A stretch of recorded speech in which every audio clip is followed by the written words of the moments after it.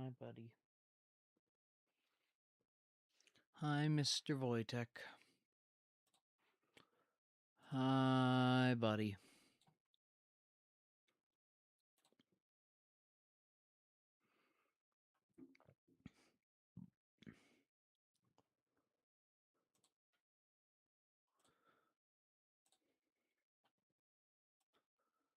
Kaz here so soon? Yeah.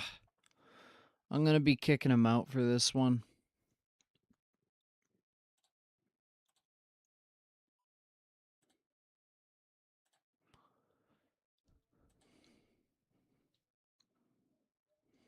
How you doing, Wilco? That reminds me, I need to turn off redeems. There. Wilco, if you wouldn't mind trying a redeem, just to make sure I've got him off. Doing okay? It's good. Hi, Murmuring.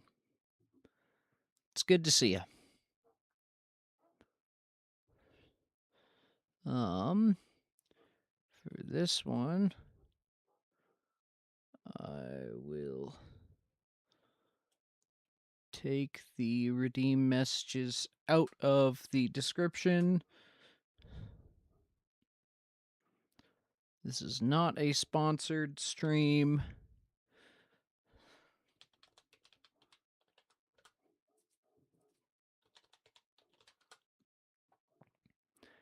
How are you, Murmuring?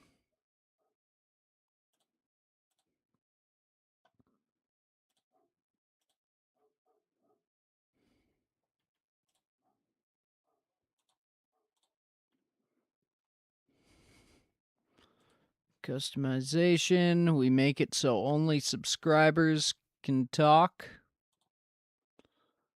Sad rock metal music. Fuck yeah. Chat's now open to everyone? That's false.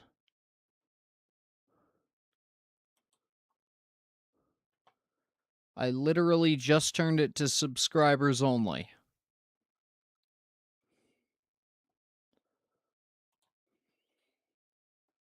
Hi, Mr. Wojtek. Yes, you're a good boy. Yes, I know. I know. It's hard to believe you're so fucking hairy. But you are. You're covered in it. You're so fucking hairy. You're my hairy baby.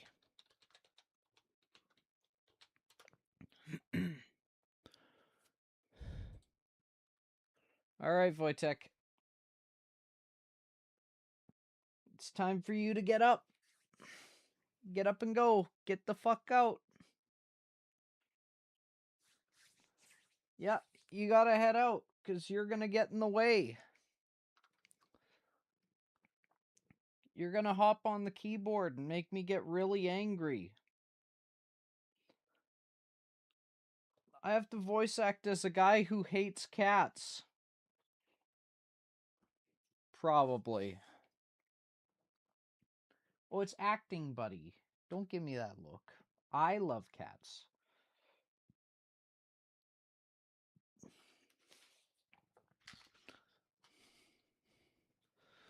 Okay. Wojtek. You gotta go. Hey, don't fucking hit me. Just for now.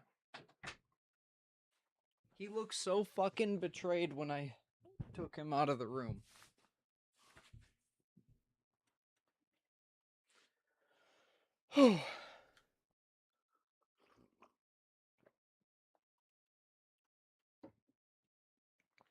Okay.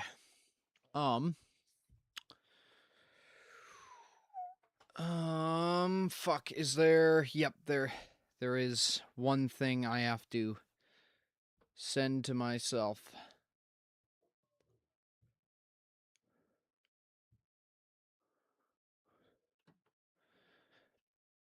Hey, Wilco, do you mind if I use our personal messages as a thing for me to fucking paste something into so that I can read it.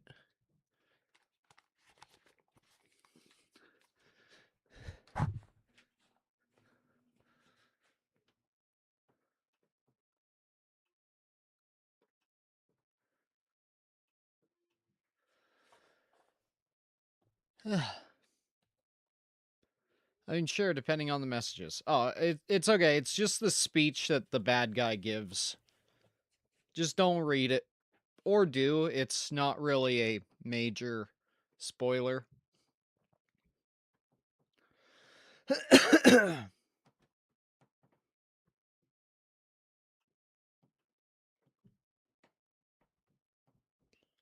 Okay. Don't try to paint my rainbow gray. I'm feeling fine, fine, fine.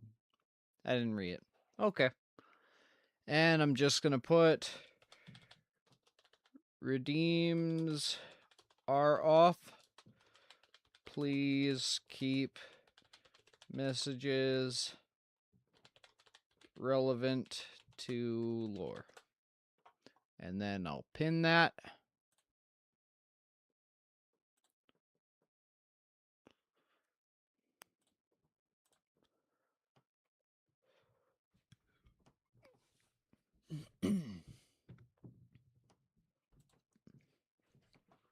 And then I go to my playlists. I make sure that I have... Oh god, I'm... Ah! Hi, Flash.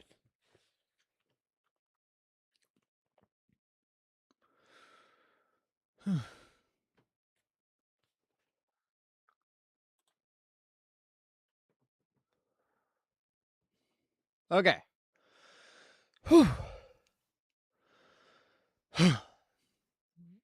um...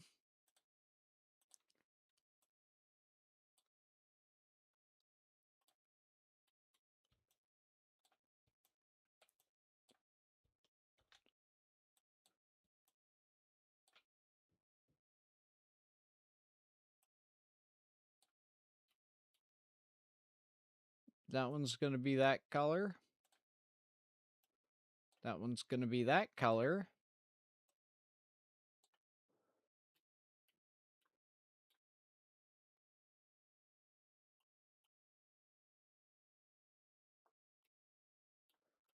And that one will be that color.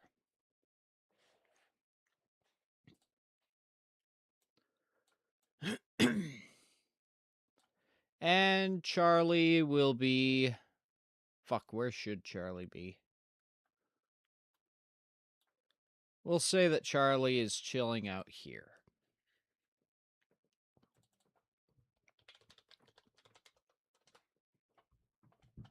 All right.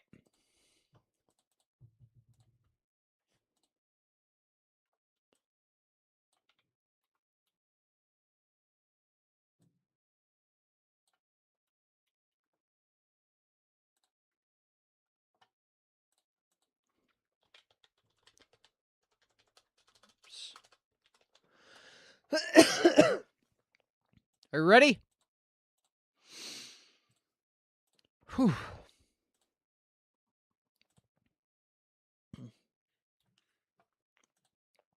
So.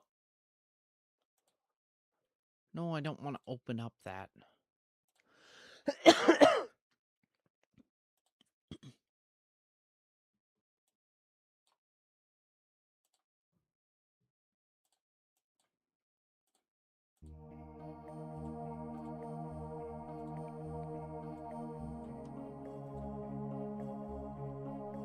Welcome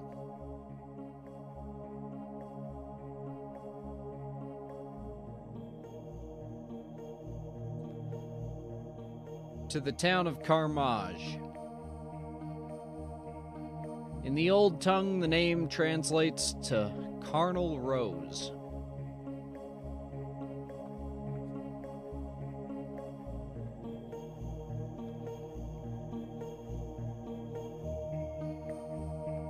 Let's look back into what's been said in the war room.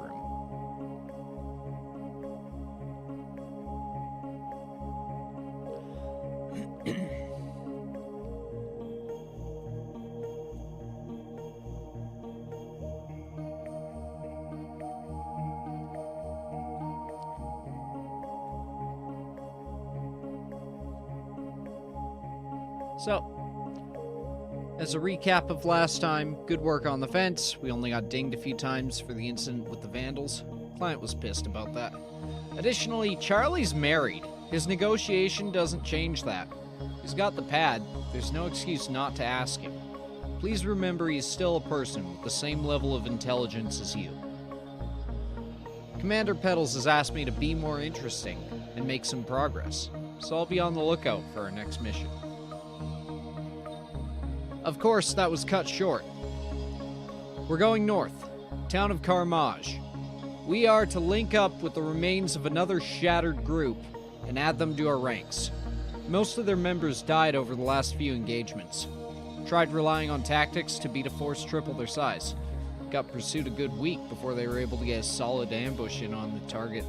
They succeeded, but their report says their 200 plus 1 man force went down to 57 plus 3.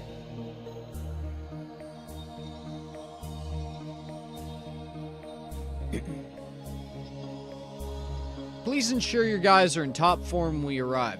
There'll be some additional higher-ups on site. Leave the subcontractors and recruits with the baggage caravan if they can't stand at attention. Additionally, stuff some mint or something into your helmet. Something that smells nice. Keep an extra bag or jar of it on hand. Trust me. Anyone who's drunk when we arrive will be digging latrines for a solid month, regardless of rank.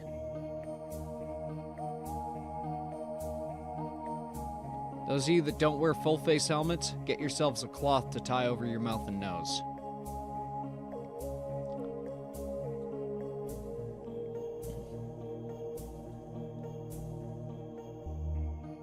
Seller will be present in Carmage. John Rowes. John Rowett. Seller. The man who set you up to fail at Eship. Who is willing to put all your lives on the line just to screw over Ledger. And had it not been for Auburn, taking out the fucking dragon before she got there, it very well could have led to Ledger's negotiation.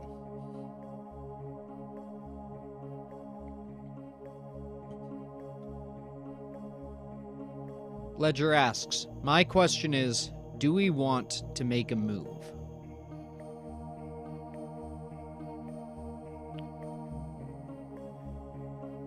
Needs to be planned out carefully.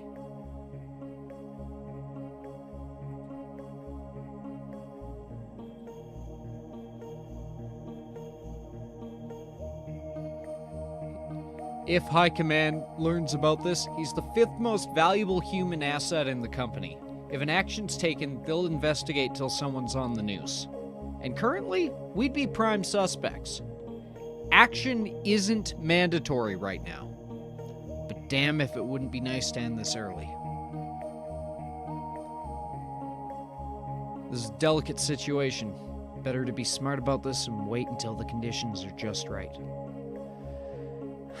After running the numbers, I think I'd have to agree. It's best we stay our hands here. It'd be reckless.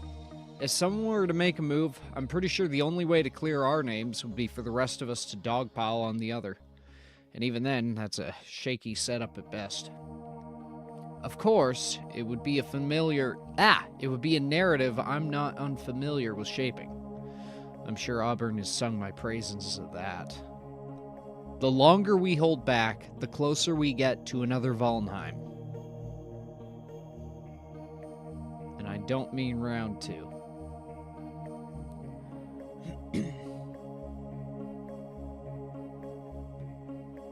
Final message. Get your gear shined up. Don't give a shit what you normally use. Officers and above carry swords only today. Single-handed or bastard style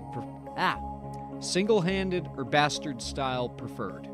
Daggers are acceptable as sidearms only if you have the proper certification to use them. No axes or pole arms. Grab some fresh leg wraps. If If you're in my regiment, you wear blue. No plaid, no gloss, no bullshit. Keep it up to code and keep it in spec. You've got half an hour. Go.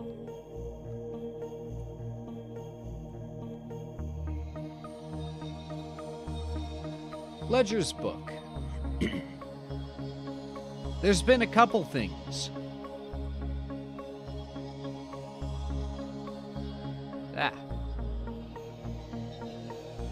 From Ledger.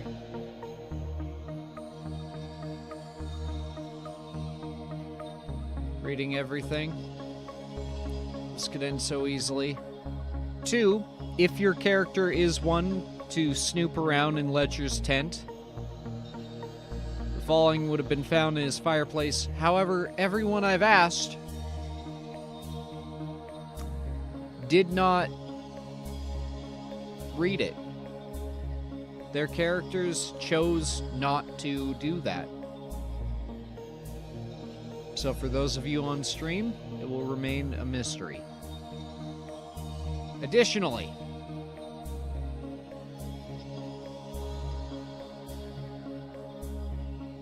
come on, fucking Joe.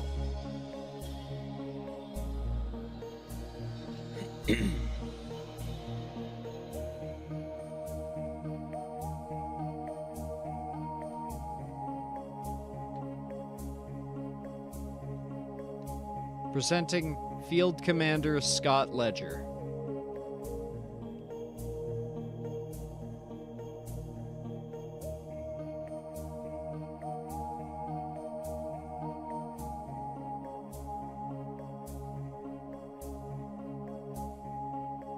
Wearing his finest.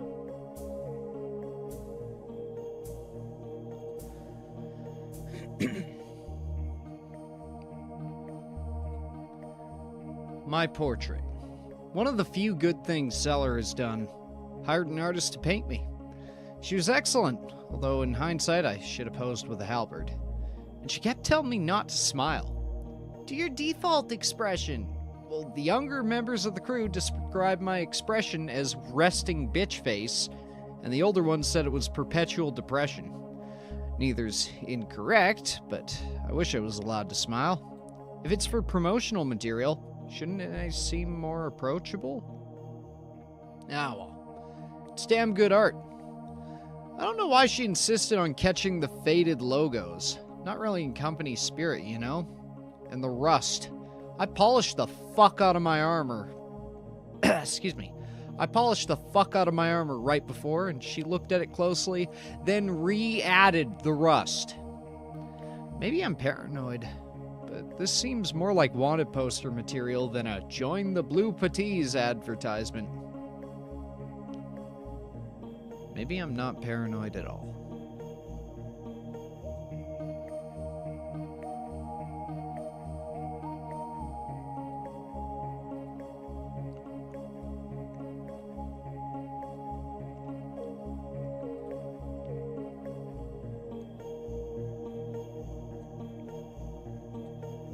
So,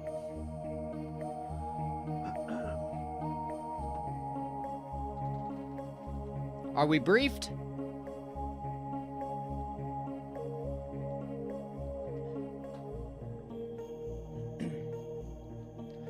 For anyone unfamiliar, do remember you're not required to run an established character or anything.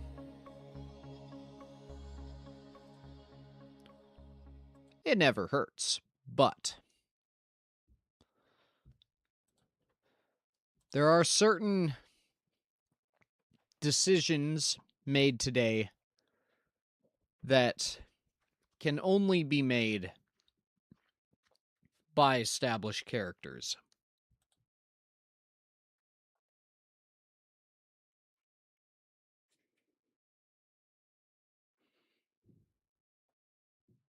All right.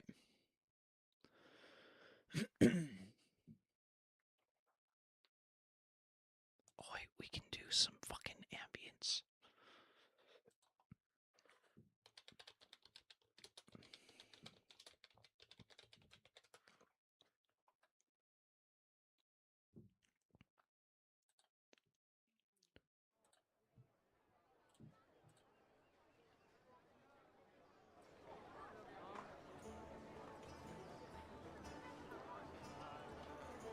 God damn it, no, there can't be fucking songs playing in it.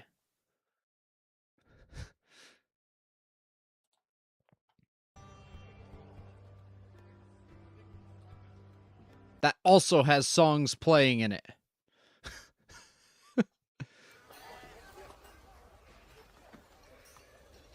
That'll work.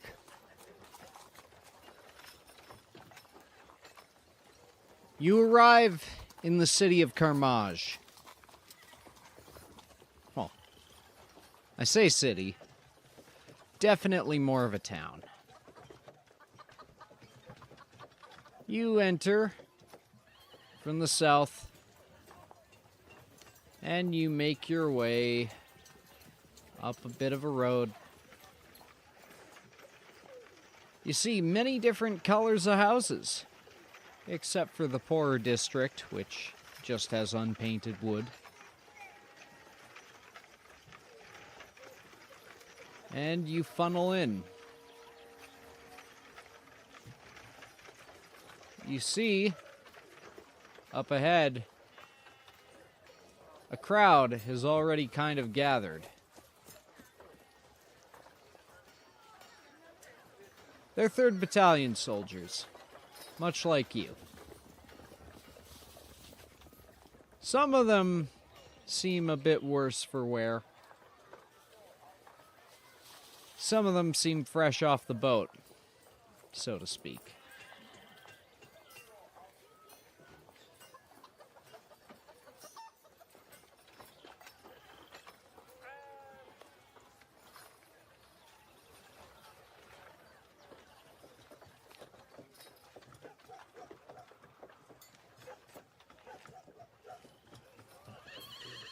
So I'm gonna make a dot way the fuck over here.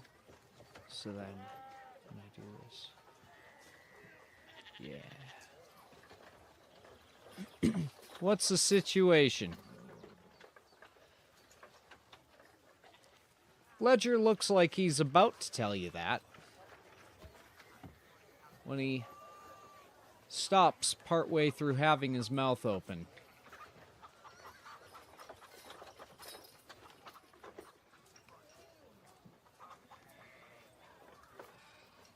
He freezes, and you do see him turn a little red. He shuts his mouth, walks forward.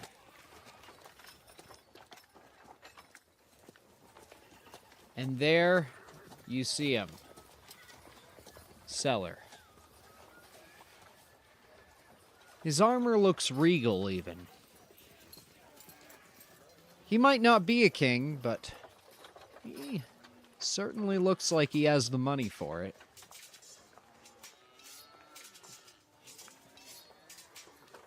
His armor has his helmet has a big plume coming off of it, and he holds it in his left hand, cradling it like his own child.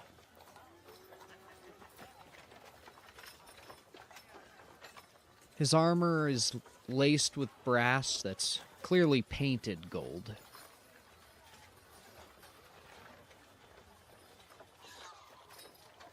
He smiles. Goes up to Ledger. Nods. Goes up to Peddles. Shakes his hand. He then stands in front of all of you. Ah! It's good to see you. All of you. I trust things went well at Eship? The report says so.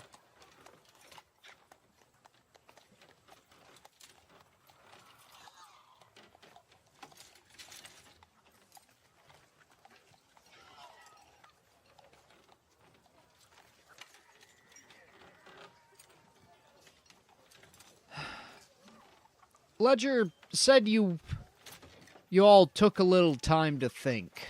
I understand that. A calculated move. I respect that.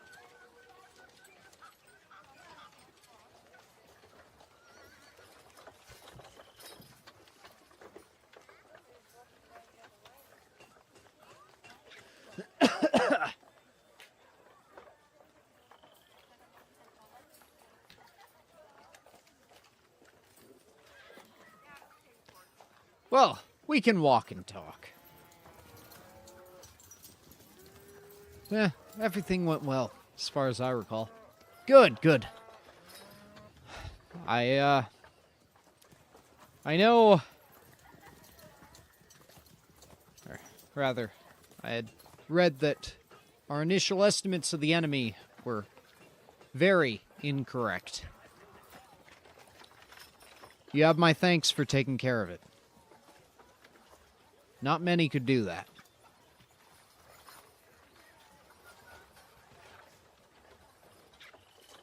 Well, I suppose you may as well meet a few of the people that you're going to have. Any gestures to the crowd?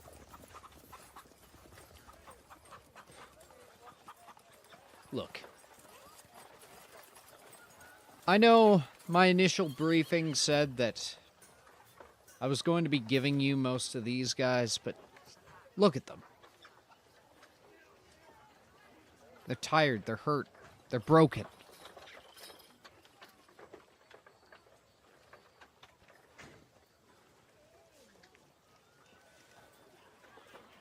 I'll have you go through them afterwards and figure out who's good to go and who needs to go home. Don't push your guys too hard. They do break down. He gives a bit of a bitter smile with that remark. So, I've got an unfortunate speech to make. Hopefully get some spirits up. I would like you all to join me on stage. How many have been fed? All of them. We take care of our own. Always.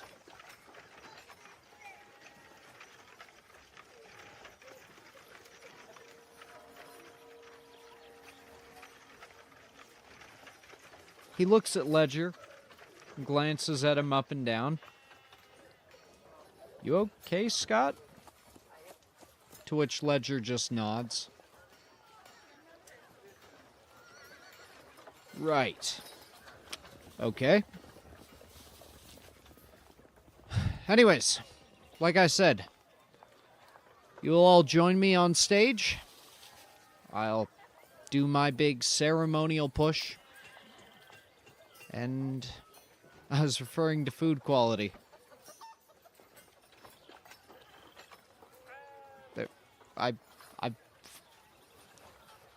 They've got same meals as you. Oh, how have they been fed? In what way have they been fed? Well, the standard rationing, local cuisine. I'm sure you've realized supplies aren't exactly in abundance up north. But we do what we can. We do what we can.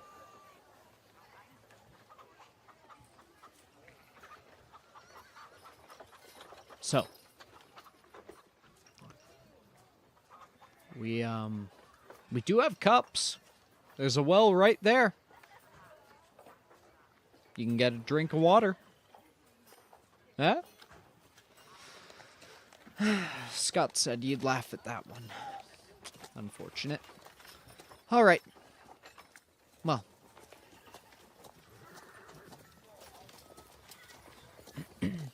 He tends to get a bit over-analytical at times.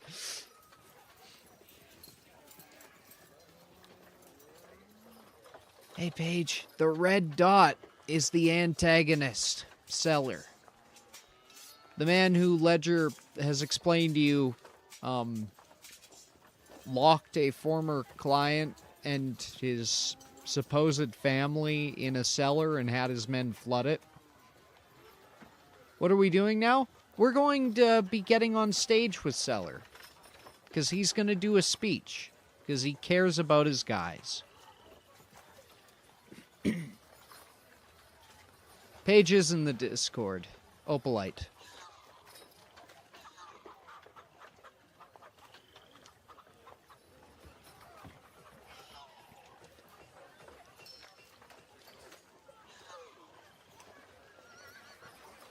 Seller checks a watch that he doesn't have because watches don't exist.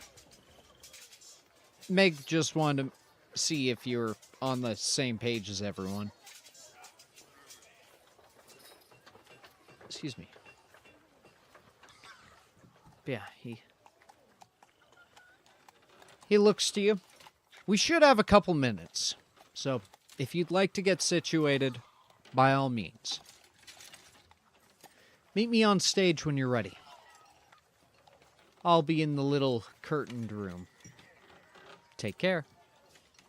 And with that, he goes in, sits down at a table, and starts religiously guzzling tea. Good old Charlie Fulthus is here, by the way. What am I looking at? You are at the city of Carmage. There's a crowd gathered.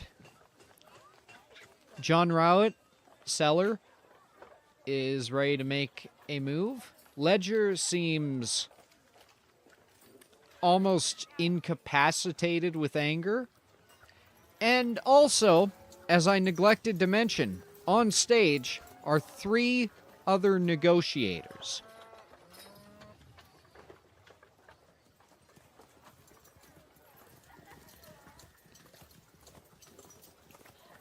Their armor's...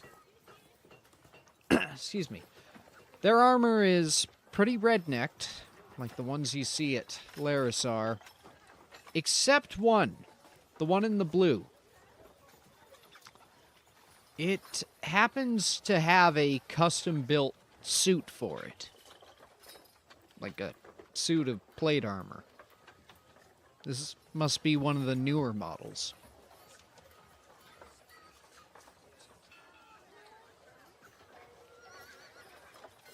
Additionally, you do realize why Ledger suggested you bring mint or aromatic herbs. Because the second you get a whiff of the outside air, you can tell that all 3 of these negotiators have sustained some heavy wounds recently. You can smell it. And it is putrid.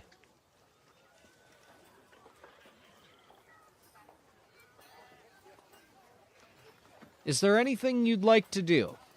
Be it in the town that I didn't plan out, so hopefully it's not the town. Or with the crowd, with the area. Anyone you'd like to talk to? Things you'd like to look at? Anything at all. What is that smell? Charlie gives you a thumbs up.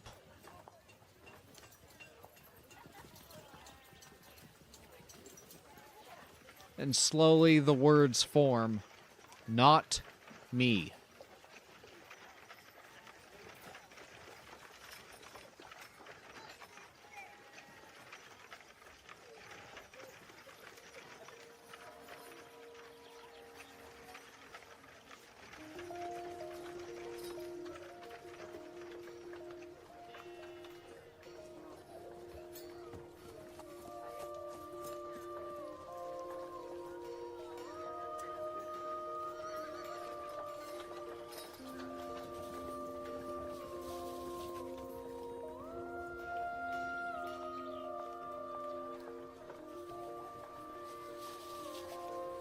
We should talk with the soldiers. All right.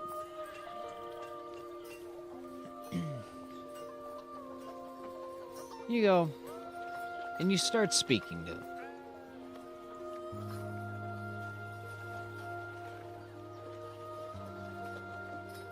Seems to be an even mix, men, women, and otherwise. Each of them injured in their own way.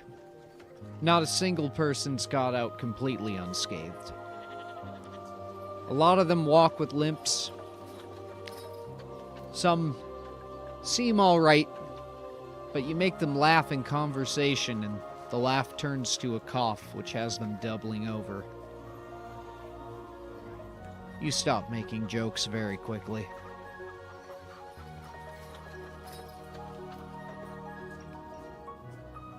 They seem friendly, if bitter.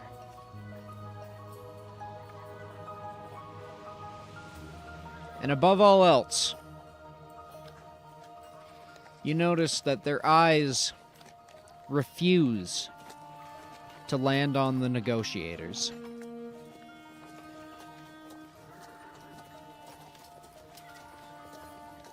For the few times that they do, their gaze lasts longer than they intend.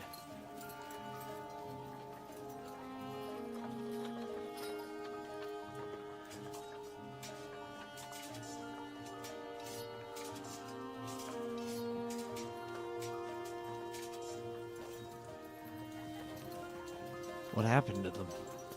They look worse than my men used to after a fight.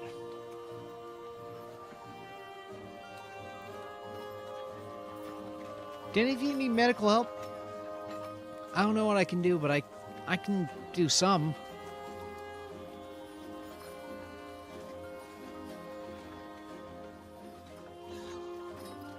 Wound pus for all.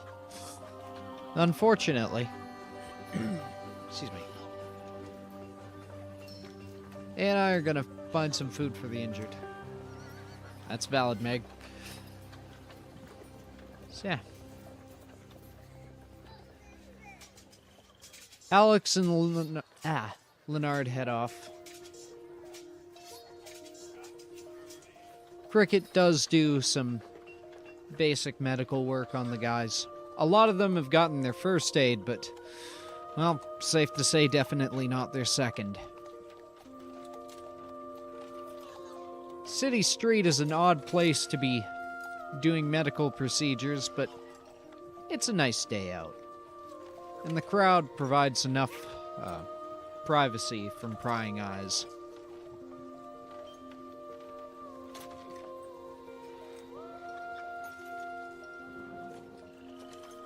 Some of the herbs you brought that are aromatic are also relatively cleansing.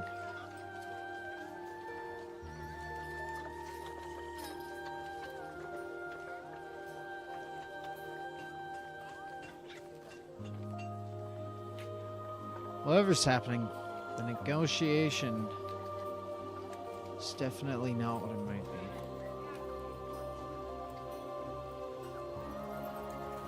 be. Charlie steps forward. He starts picking cherries from the tree.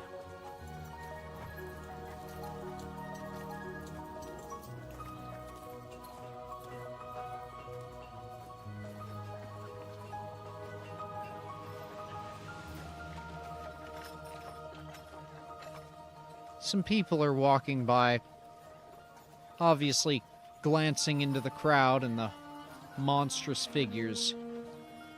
Charlie notices them and gives them a little wave. They don't wave back.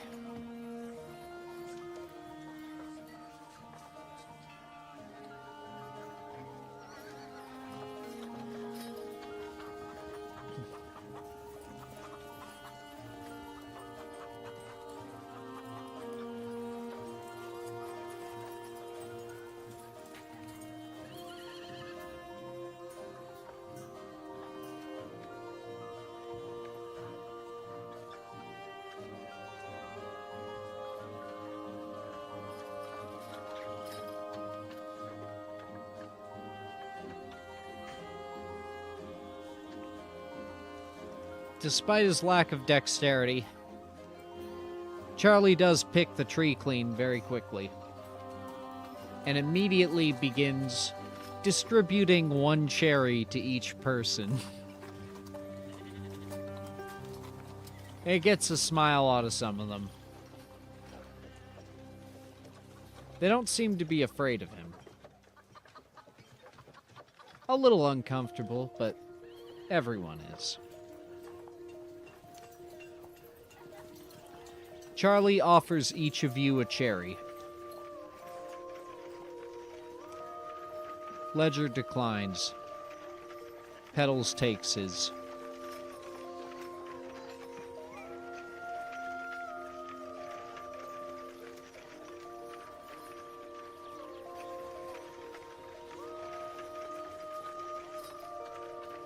Charlie truly is a gentle soul.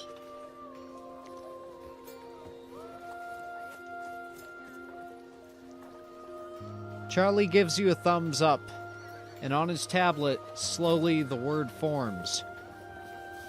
Murder. He then does the closest thing you can see to a laugh that a negotiator can do.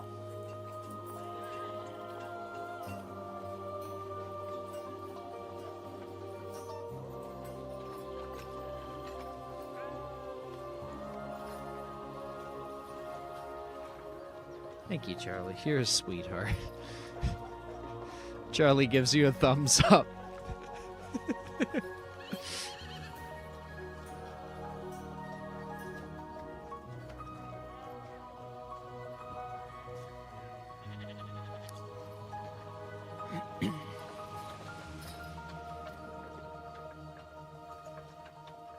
Is it time to go on stage, or is there anything else you'd like to observe or do?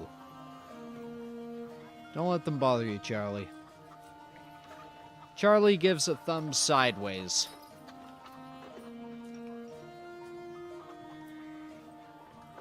He's still waiting for his tablet to recharge so he can say more words.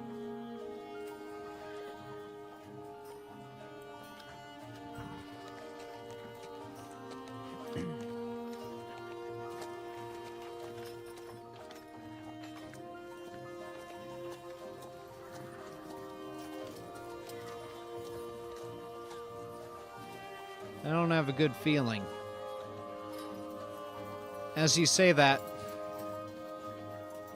you can feel Ledger's cold glare at you. He shakes his head, steps over to you. We'll be all right. We'll be all right. I promise.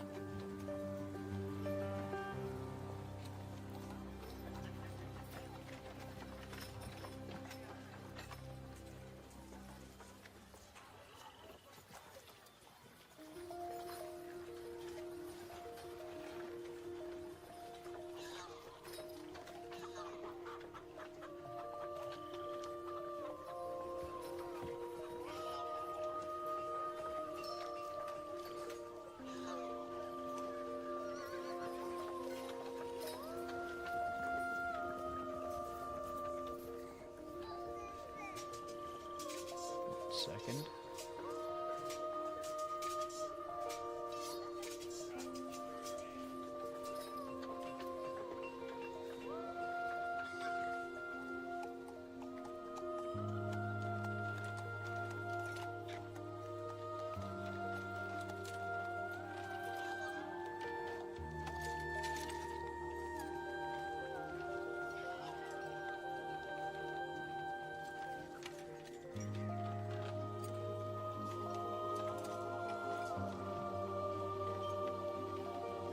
I don't know much about negotiator biology, but theirs looks worse for wear. Are they okay?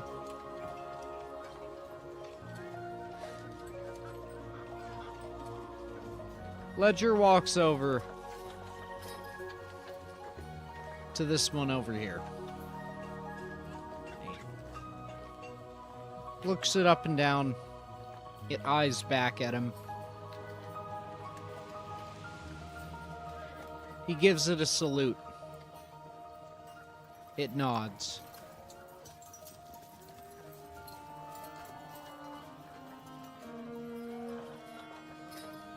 Ledger turns back to you. He, quietly says, I think this is a new one.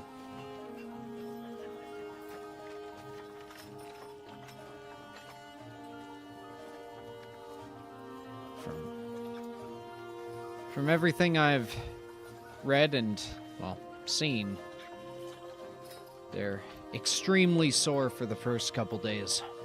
Once that initial burst of adrenaline runs off, they don't like moving for a while.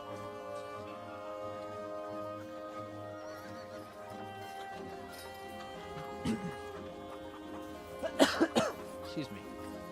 He looks at the one on the right, which has the custom armor. The one on the left, which looks new. And he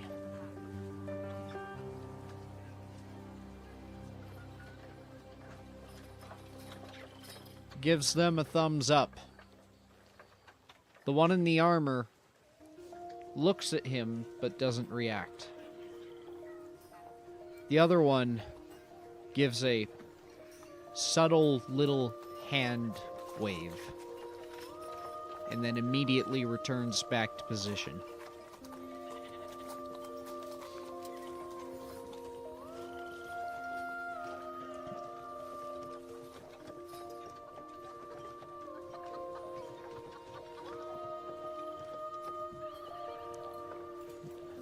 Ledger turns back.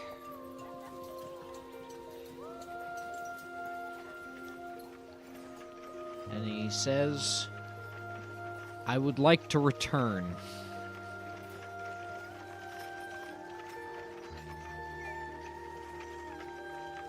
Something's off with the new one.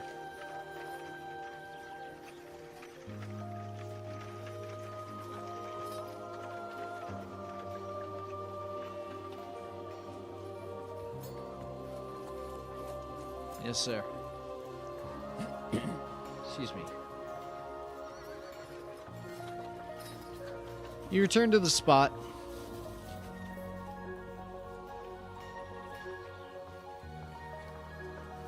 Ledger. One sec. Drink of water.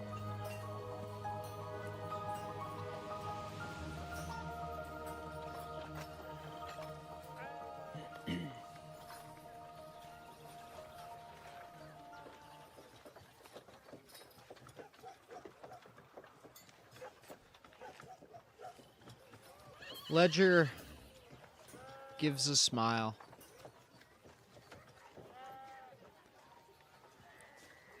And then, out of the group, he looks at Faustine. And he says, Derek. Excuse me. Derek. Walk with me.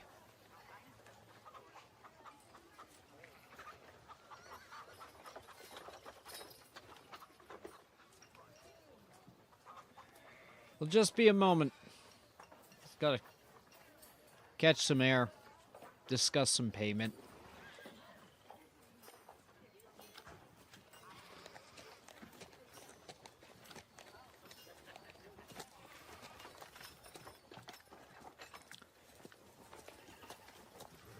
He leads you over here.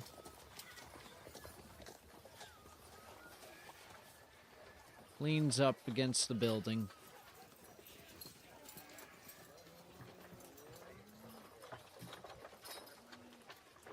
And he pulls out a small bottle of whiskey. He takes a sip, offers you one, and shrugs.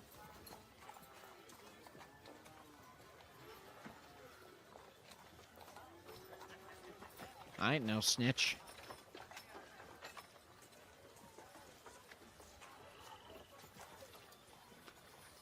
No, thank you. Excuse me. He pauses, then shrugs, puts the bottle away. Suit yourself.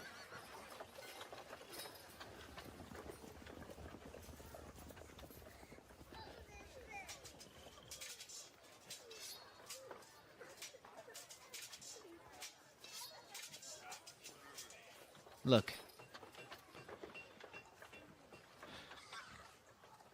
I've got a plan. But it'll only work if you trust me.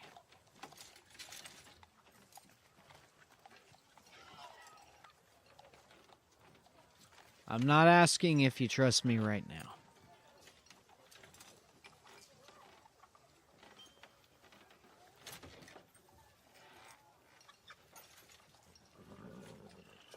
don't need... Excuse me.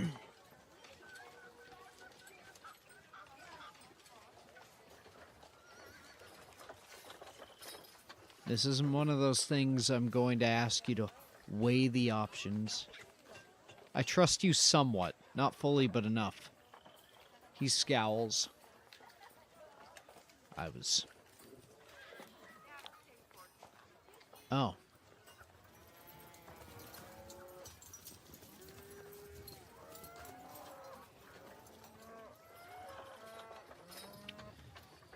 Then maybe you're not the one I need to talk to.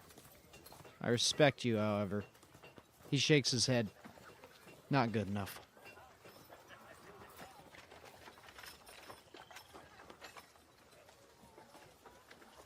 Go back to the group. Send someone else over. His smile is gone. His demeanor is cold.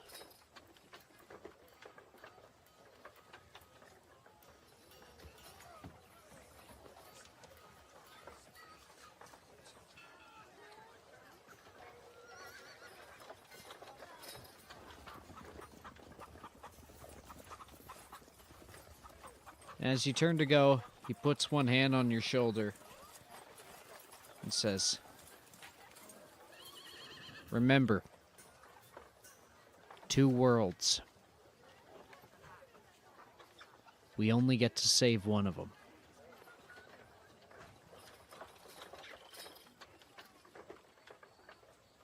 That's not a decision you make lightly."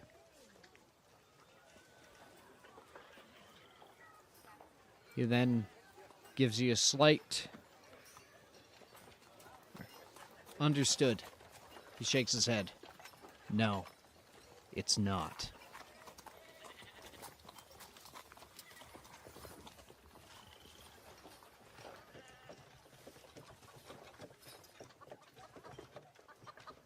Falstein, do you send any of the group over?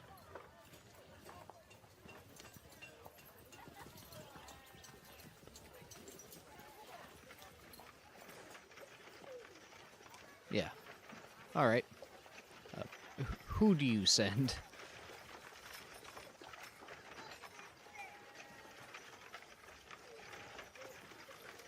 If it's people who aren't here, then they canonically have a conversation, but then Ledger deems they're not suitable.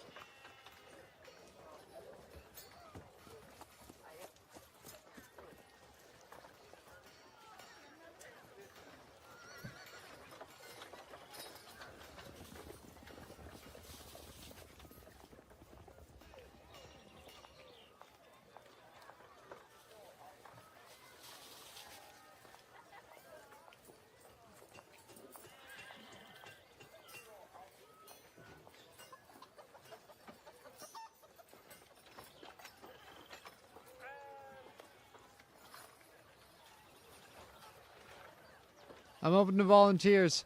Yeah, who is anyone open to this? If I guess I shouldn't fucking sit here and wait. Like, I'll actively asking, does anybody go to hear Ledger out? I can if no one does. Currently, no one else does. So...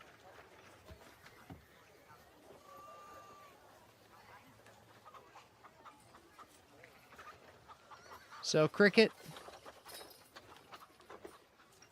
you head on over towards Ledger. And as you arrive, he nods. He pulls a small brown bottle out from his coat. Not coat, but, you know, from somewhere. Takes a sip. He offers you a sip.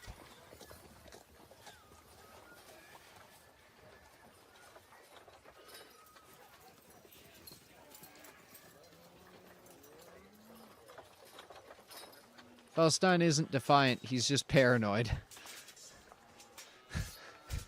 I like how his first instinct was to tell his commanding officer, I trust you somewhat. Not fully, though. Take a sip. Ledger nods. He, looks around a little. Look.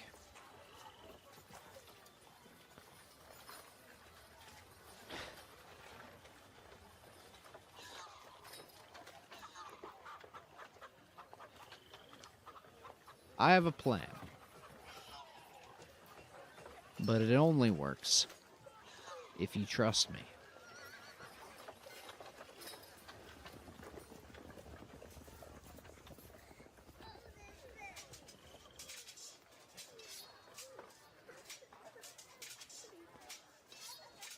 I need to know.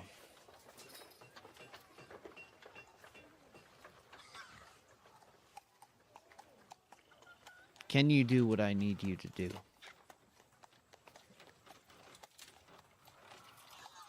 He doesn't offer further information.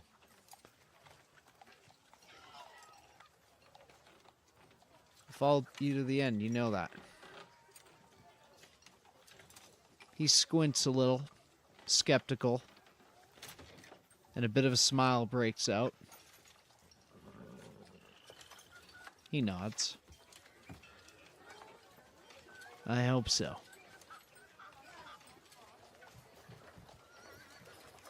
I fucking hope so.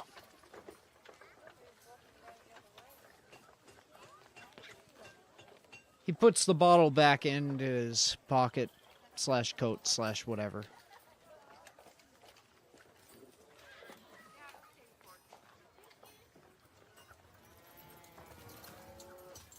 All right.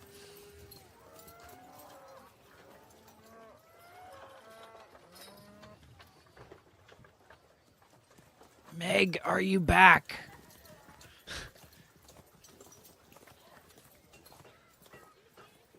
He sends you back to the group. And assuming Meg isn't back, that is all he does on his own.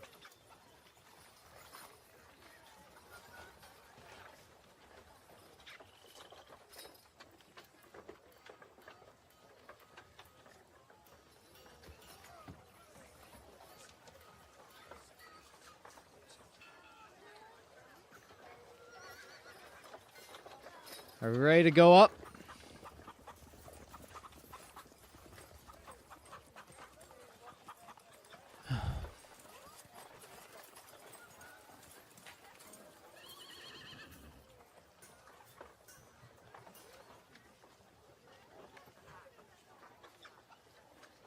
I fucking hope we are.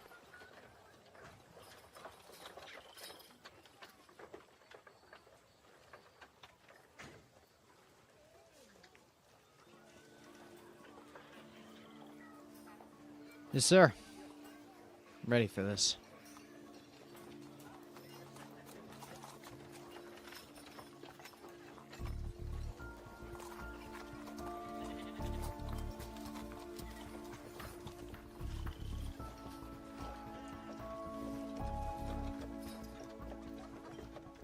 Go on to stage, and Seller starts talking about etiquette.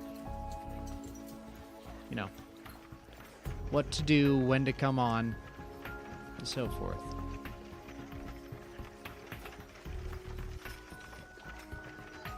And with that, he heads on stage.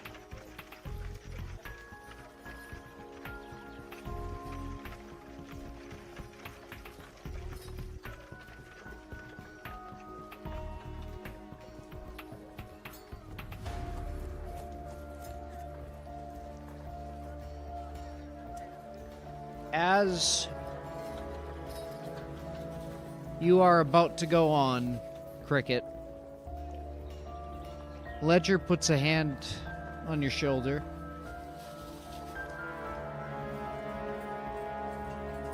And presses something into your hand.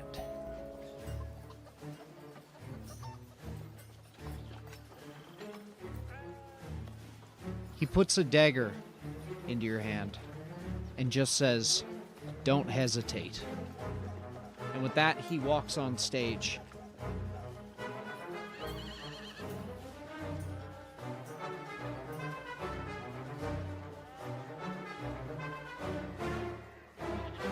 Breaking character. If you make a move, your character does die. This is not a move you are required to make, but this will result in your death.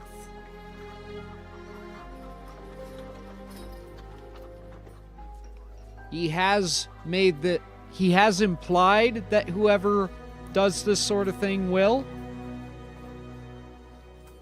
But this is the proper guarantee. This will fucking kill you if you do this. It is your decision. No pressure.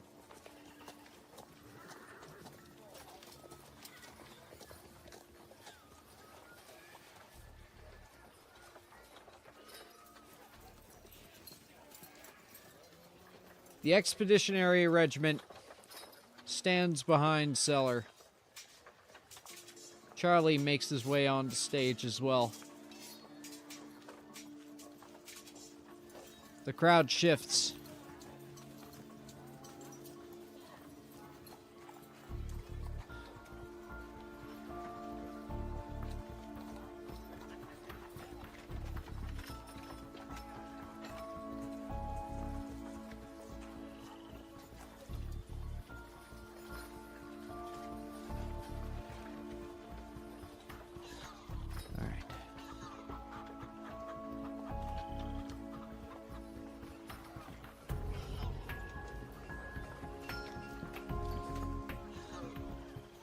Cellar clears his throat.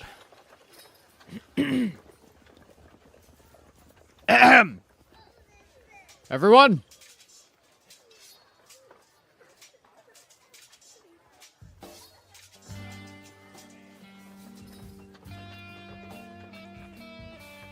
This is not the right music. Holy fuck.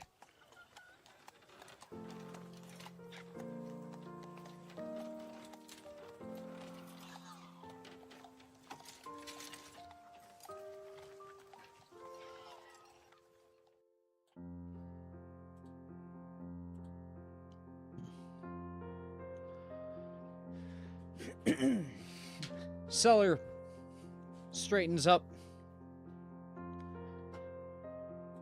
and he nods and begins his speech.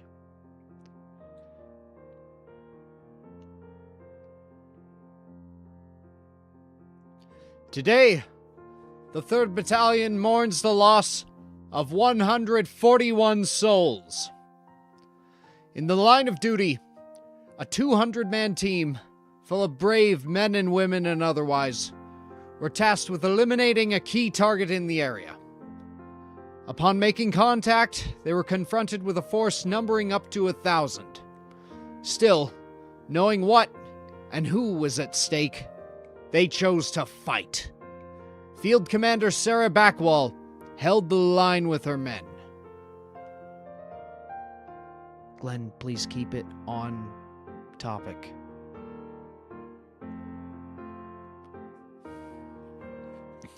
It was a fight down to tooth and nail, and when our team made a reluctant retreat, the enemy pursued the wounded like wild dogs. There was no mercy shown. Given that Field Commander Backwall was slain during the retreat, Officers Dana Mackey and Conrad Holt chose to enter into negotiation with their men. Together with fellow negotiator Flynn, the three were able to work with the evacuation crew to save as many lives as possible. It is without question that their efforts were instrumental in minimizing the loss of life that day. This sacrifice will not go forgotten, and the slaughter of our own will not be forgiven. And that's why, Wilku, if you wouldn't mind timing out Glenn. And that's why I have before you today Field Commander Peddles Shark and his Expeditionary Regiment. The late Backwall's troops are to join with them and find retribution in a proper assault on the enemy fortress. The enemy is cruel, and the world is crueler still. But we are not. As rival mercenaries, they will all be put to the sword, but we will do so with dignity.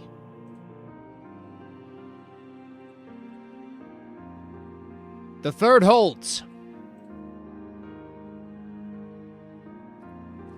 And with that, he raises an arm and a hand to his forehead, and he salutes the crowd.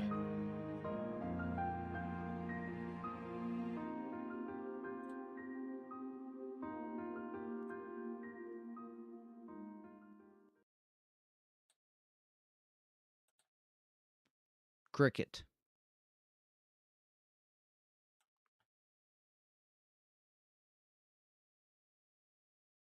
Do you make a move? Or do you stay your hand?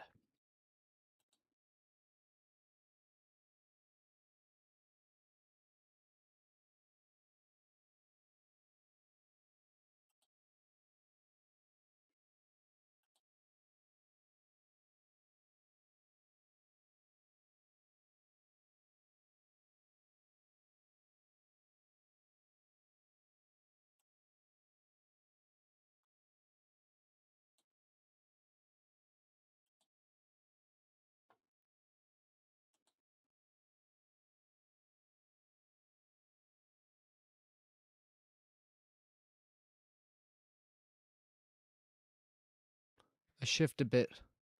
Look at Ledger and the others.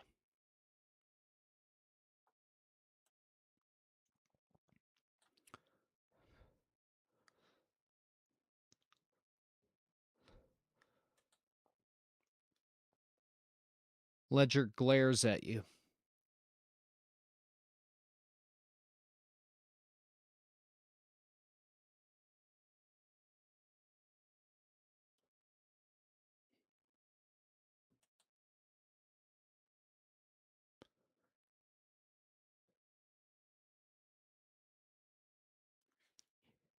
You see one of his hands calmly and subtly reach into his chest plate.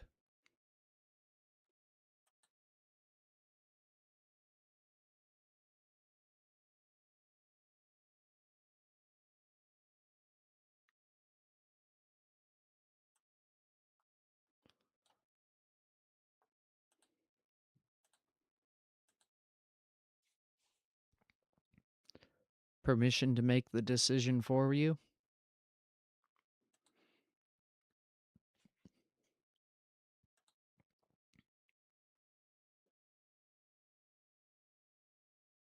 The decision will be that you survive.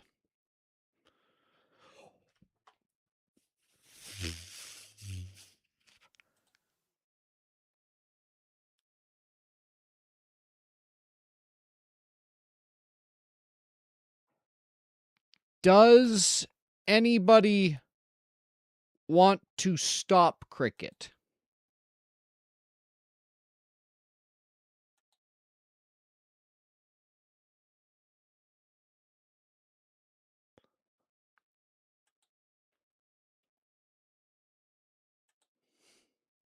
Falstein? Blackthorn does. Okay.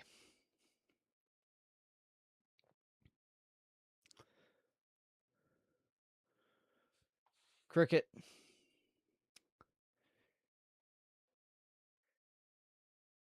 You push past Falstein and step towards him. You step towards Cellar. But Blackthorn, before you can raise anything, grabs your hand, steps on your foot, and holds you in place.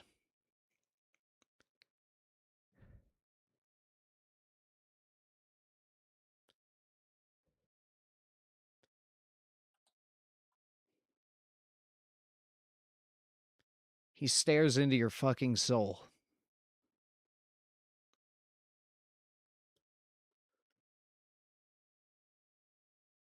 And he shakes his head.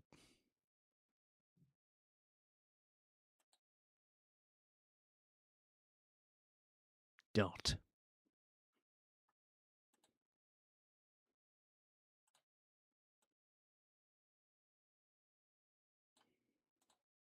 Don't.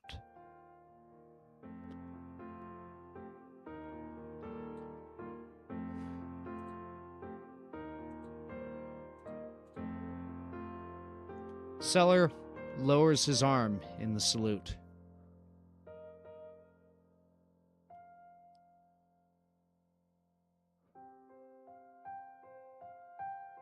Ledger looks away.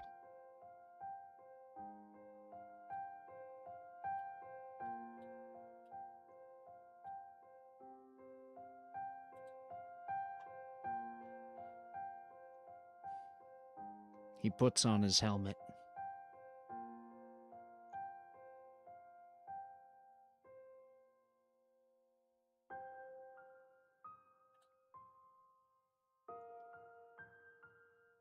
Seller bows to the crowd, turns around to face you,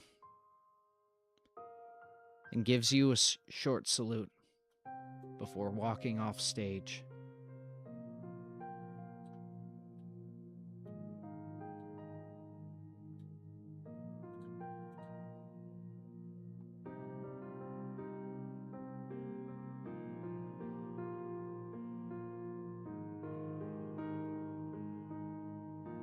Hi, Dreambird. Keep on... Read pin comment. Keep on topic if possible. But good to see you.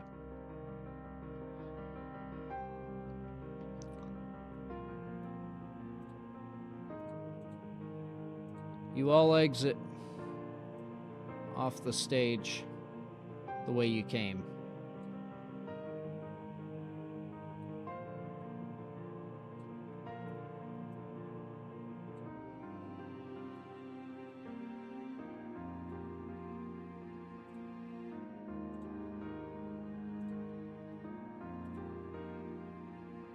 Ledger. Oops, that is.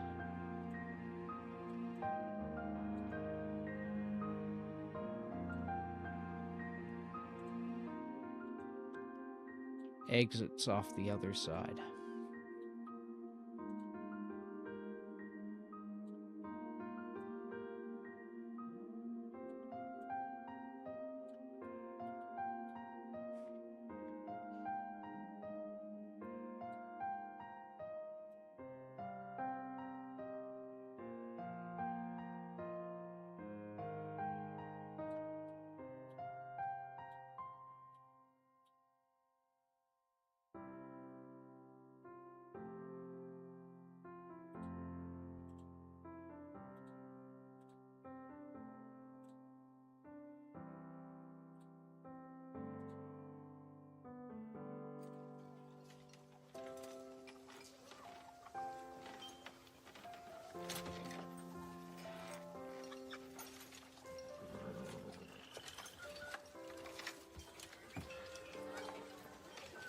Seller steps down the stairs, looks to all of you.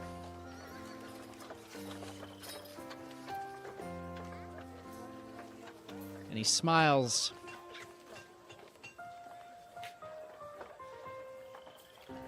Says, "Excellent work. That is everything that I could have hoped for." Do you see their faces?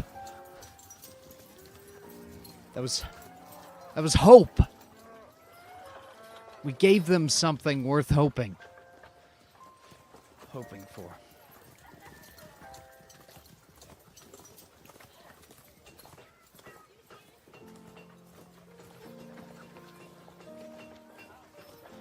Look.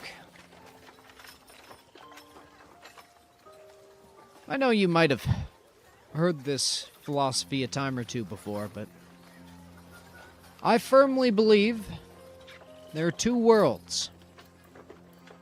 We have the world around us, and then we have our little world in here. And though the world around us, like I said up there, it's cruel, it's unfair, it's ready to beat you down at a moment's notice, I do believe what we have here is something special. Our own little world in here.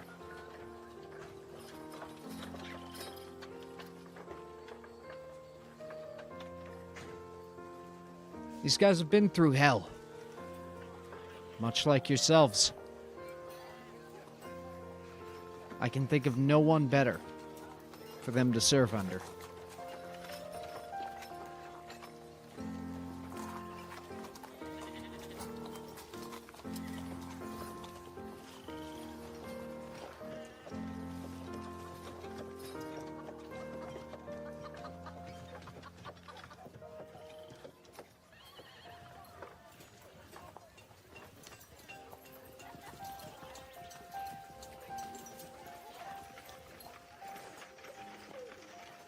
Thank you, is what I'm trying to say.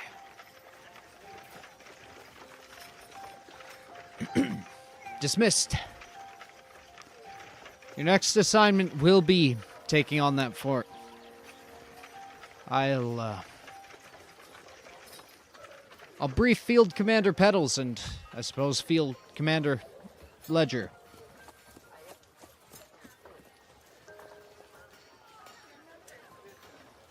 Wherever he might be.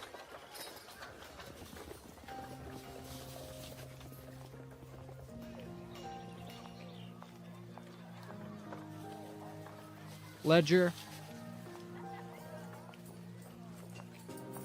No. Ledger comes up.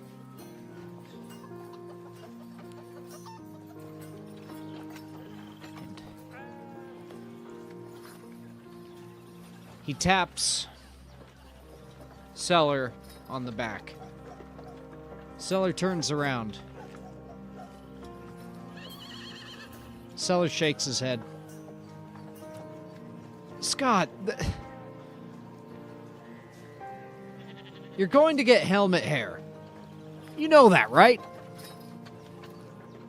You don't even have a fucking coif on.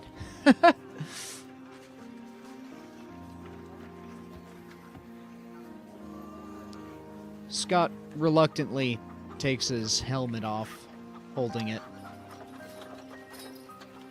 He smiles. You haven't changed a bit, old man. Haven't changed a bit.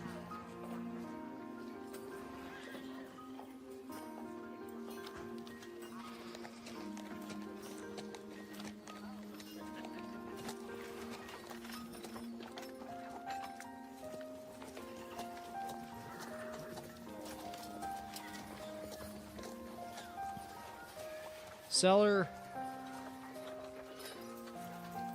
gets one of the soldiers comes to him, says something in his ear, and says, "Oh, looks like I've got to be off, but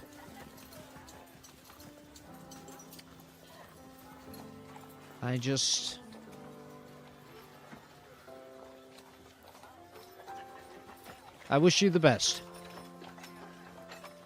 I do."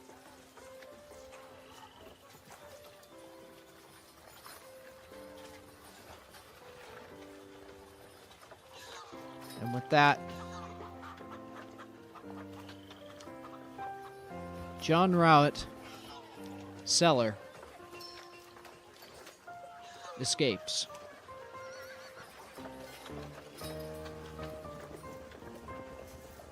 And what you are left with is Ledger.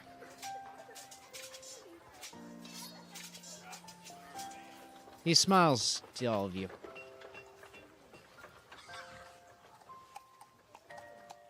He nods. And with a bit of regret, he says to Blackthorn, "Good call." He looks down at his feet. The smile fades. Good call.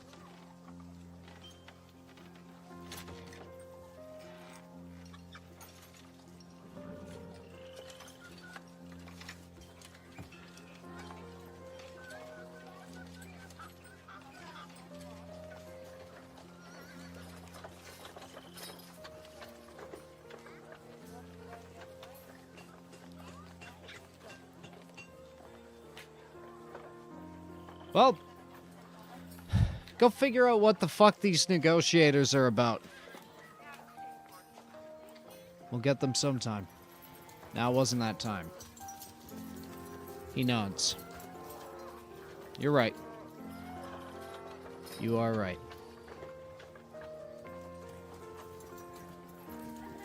Cricket. Ledger goes to you. He doesn't say a word. He takes the dagger from you.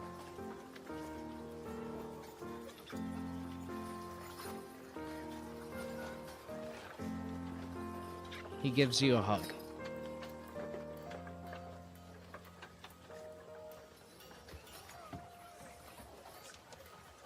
He shakes his head. You didn't fail shit.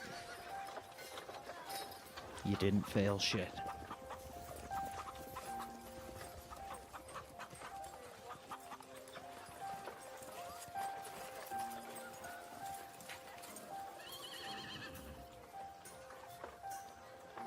He steps back from all of you.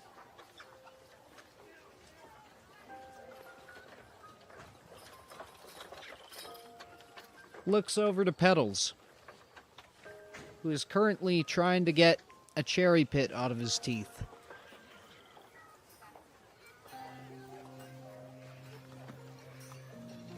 Ledger shakes his head.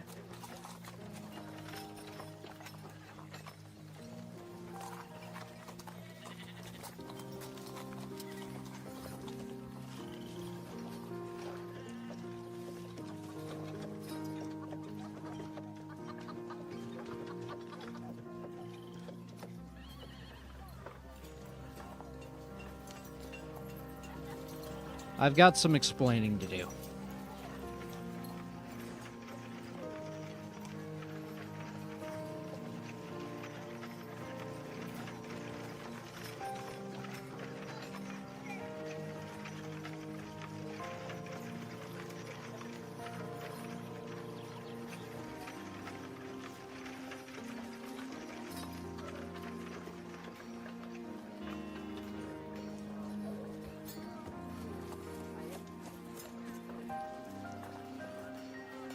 We're making a detour.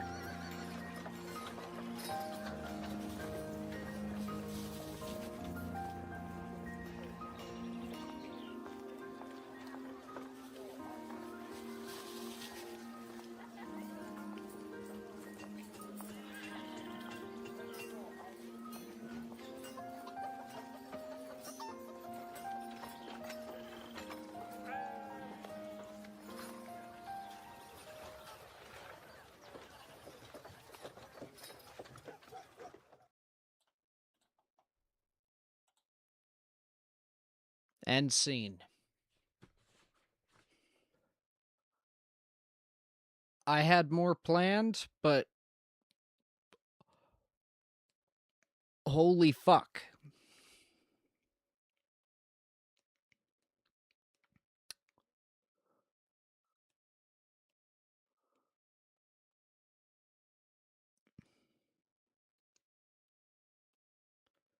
Cricket, I genuinely...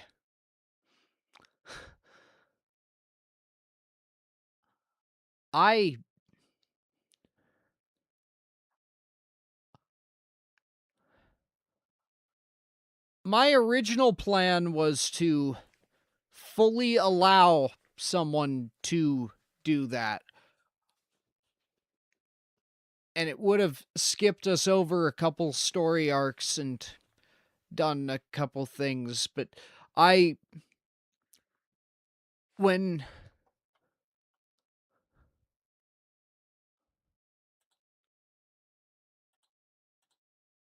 when Cricket went and said, like,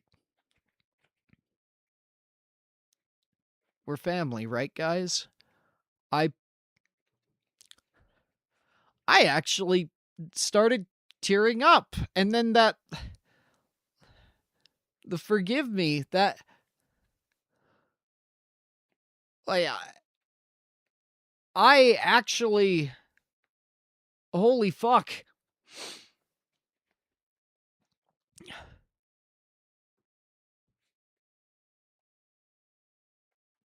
Holy fuck.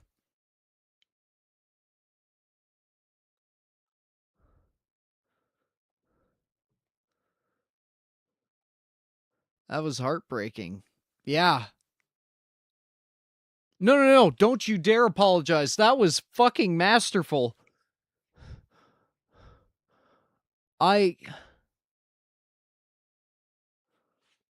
Oh.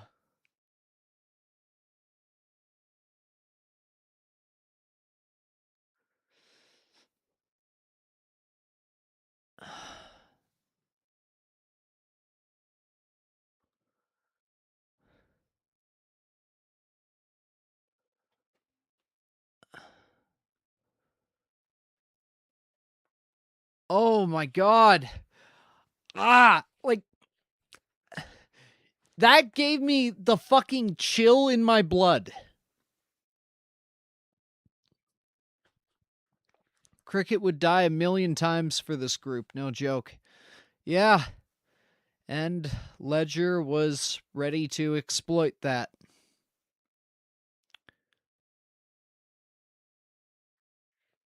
I agree. Blackthorn had to be the one to step in front.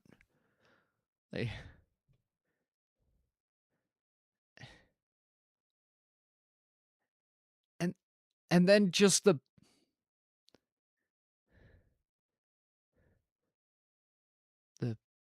don't.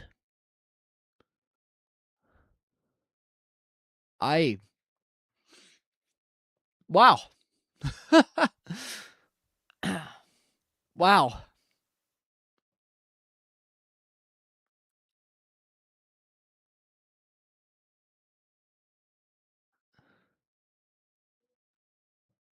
Oh, it was abso-fucking-lutely necessary. Like, yeah, when my whole thing was that I fully intended, like, I kept debating it in my head because it was like, okay, yeah, if I get someone to do it, then they do it and so forth. And the whole thing was going to be like that fucking, I can show it now since the scene's over.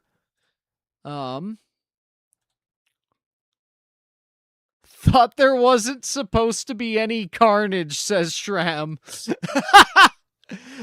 I fucking see that.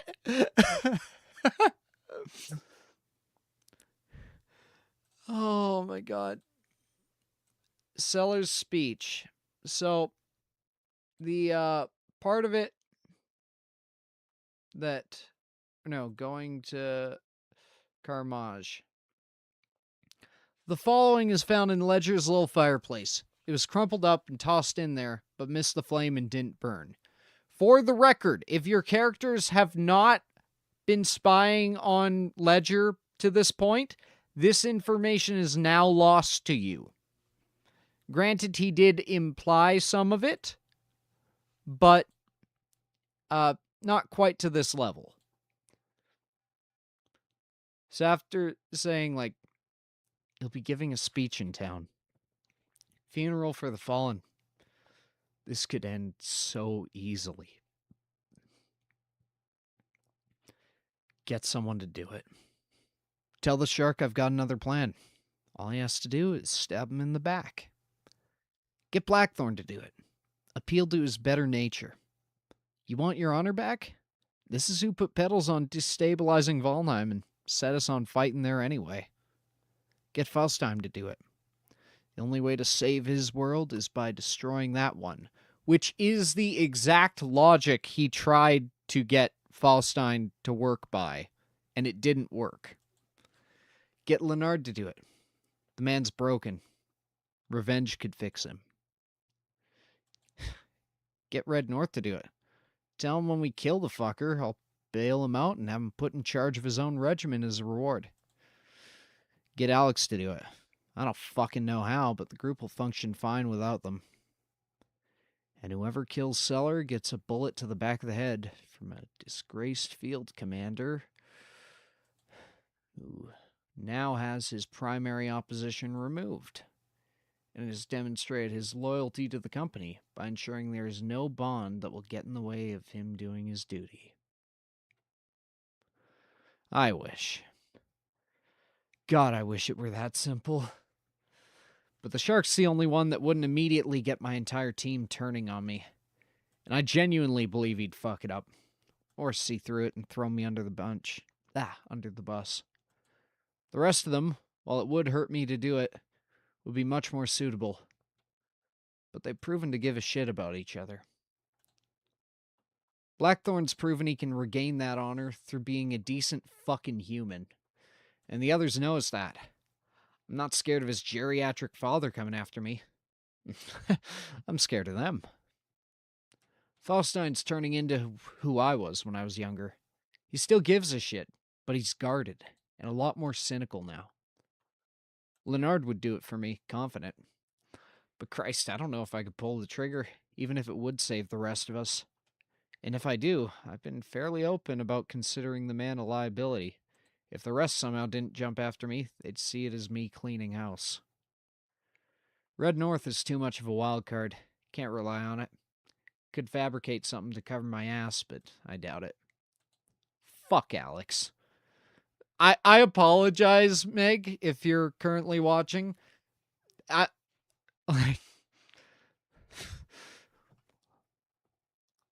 Yeah.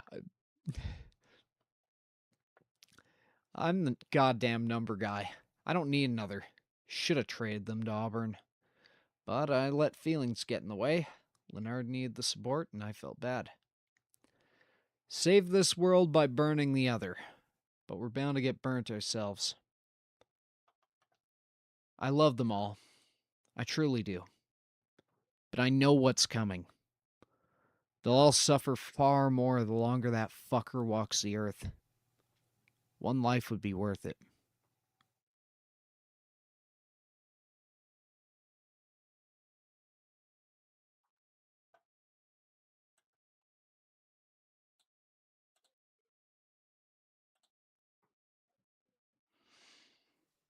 One life would be worth it.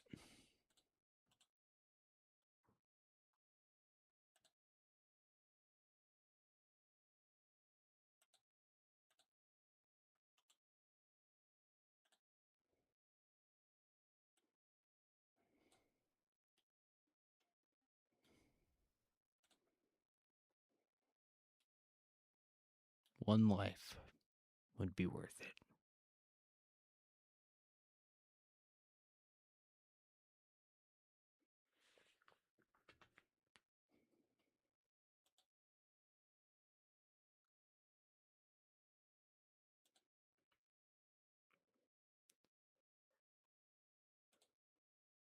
So yeah.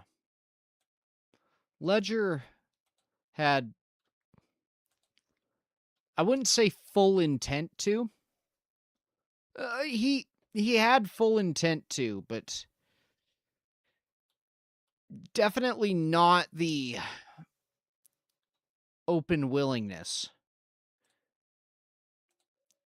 Hence the whole taking a long fucking sip of whiskey beforehand. And offering it to the people he was trying to manipulate into doing it as well.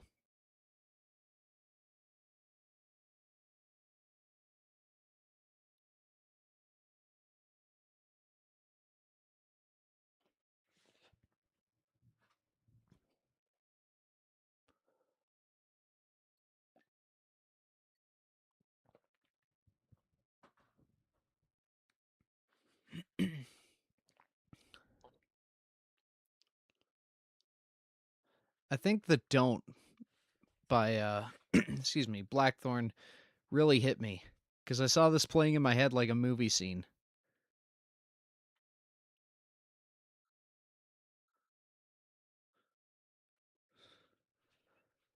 Good. Because, like, that's what I saw as well.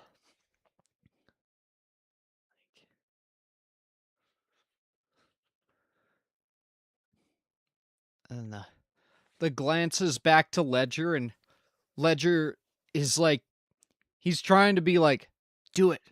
I've got a plan. But then he also is actively reaching for his fucking gun.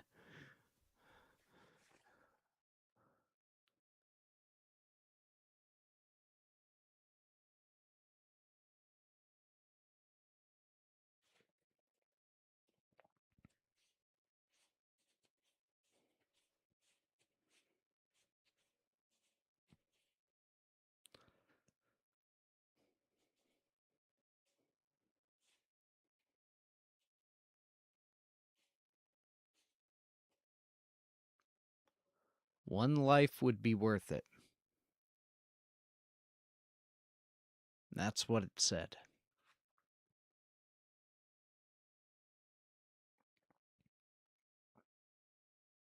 I want to know now.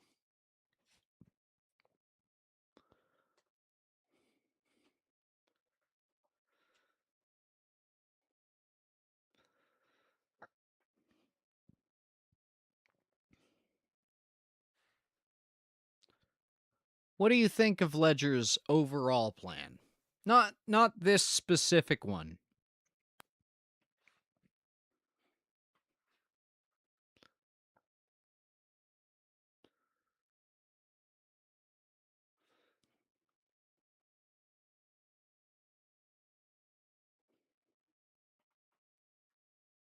His overall plan to remove Seller. Do you believe that it'll result in, a better world for you? Or at least one that's safer for you specifically? Assuming you survive to that point, of course.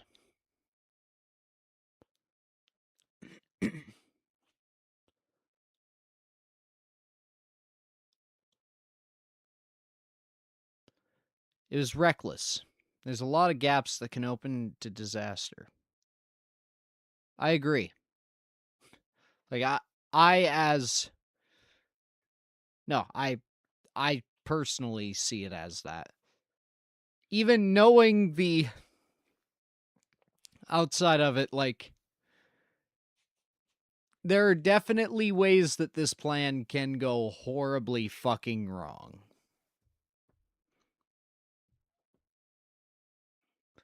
And there are definitely things that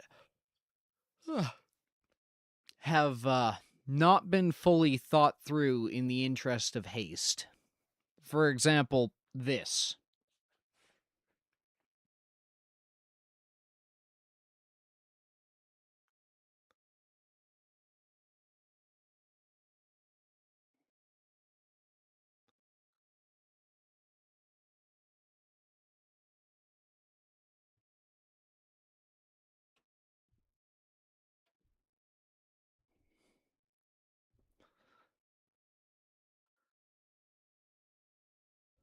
They would have thought everyone was in on it.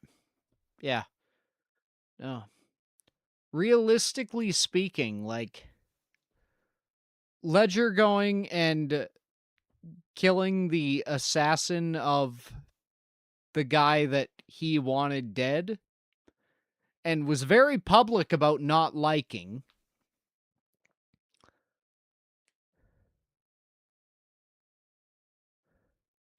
Like, yeah. This was just Ledger seeing the fucking opportunity and then just, like, it doesn't matter what happens after, that fucker will be dead. And of course, that puts a lot of us at risk. Seller needs to go down. I don't know if it'll make anything better, but at least he won't be a threat. He's crazy, and he needs to go down. What were your... Excuse me. We could have gotten him backstage. We absolutely could have.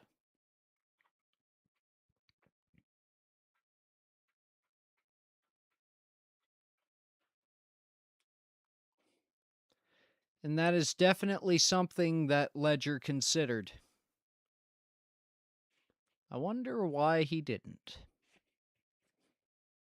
This is not a plot hole. This is something I have actually... Like, this is thematically something to consider.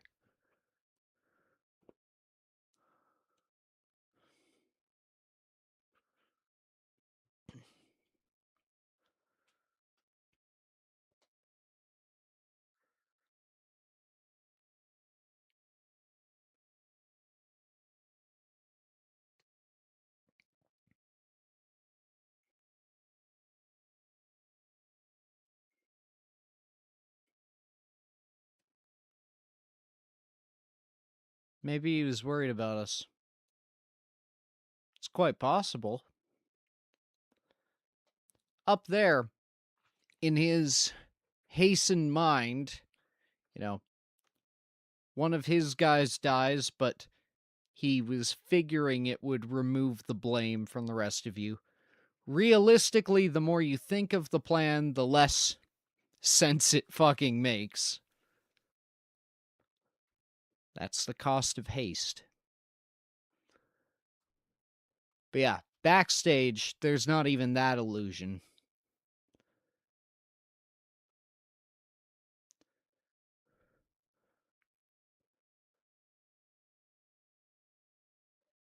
Or he's afraid of the rest turning against their own seeing the action. That is true. Easiest way to start infighting is to fire into a crowd. That sounds really fucked up. That is fucked up. That's not the fucked up I was going for, though. Like, yeah. If you start firing wildly, or at all, people freak out.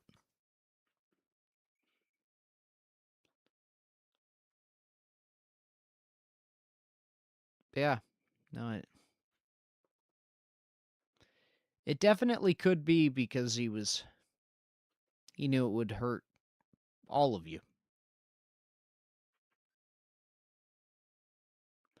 But devil's advocate, what else could it be?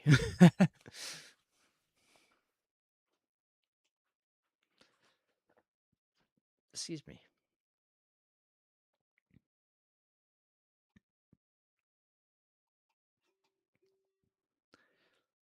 And to intentionally dilute that thought, what do you think, what do you think the first impression that Seller gave you?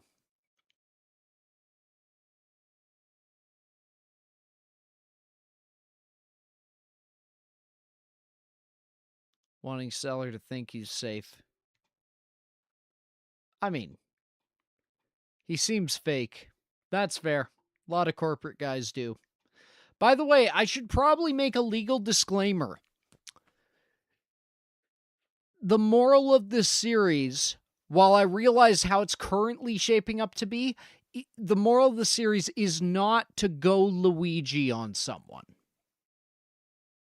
Okay? I just want to put that out there. That's not the moral of this series that I'm trying to do.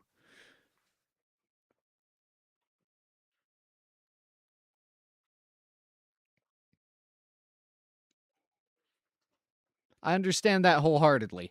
I figure that any of my regulars get that, but I should probably say, like, as a disclaimer, with this being explicitly a parody of modern industry, among other things, like, the moral I'm trying to instill in all of you is not, hey, kill rich people. That's not what I'm going for.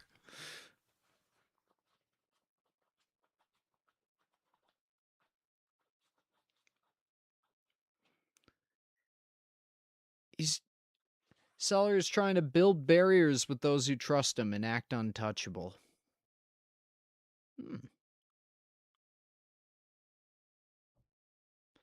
I like these interpretations.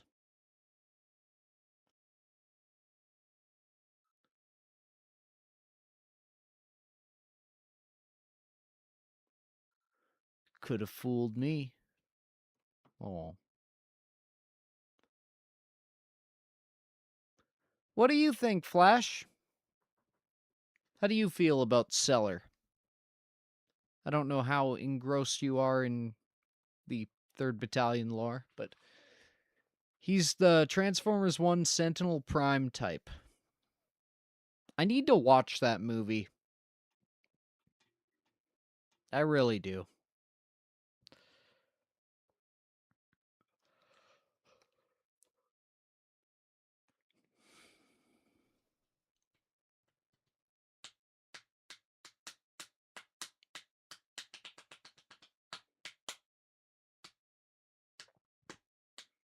Not well versed in the lore. That's fair. I need to do the recap video currently. Sentinel backstab shotgun you prime. Oh. I mean, isn't that kind of what Ledger's doing? I'm not trying to point the narrative in that direction currently, but that literally is what Ledger's doing when you think about it.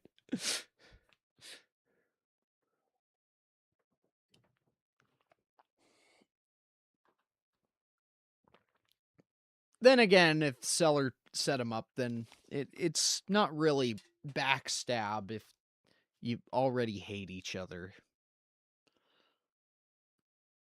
All's fair in love and war. And murder. Lots of murder. Charlie likes murder.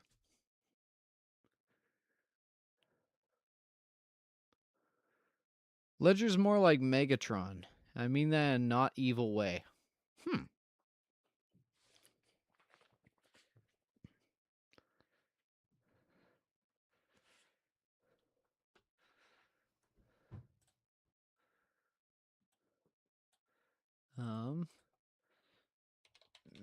Megatron out of context.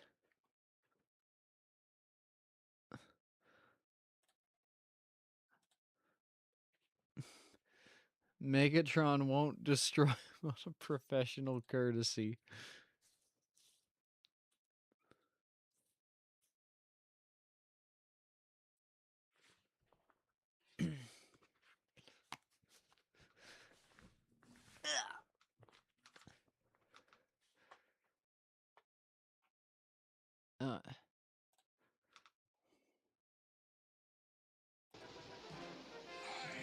Megatron, declare this facility Decepticon domain. What do I miss most about my youth? My boyish good looks. Such a square jaw. What a handsome devil I was back then. Okay.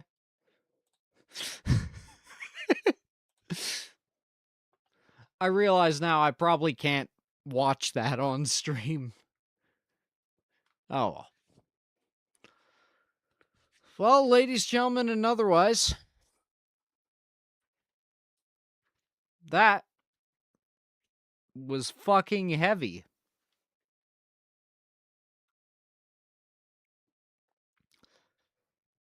Paige, I want to properly thank you.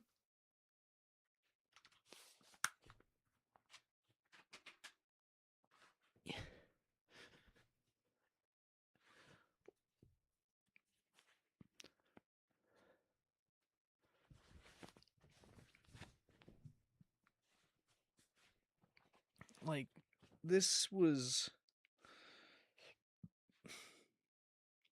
Yeah. Was my pleasure. Who's your favorite Transformer? I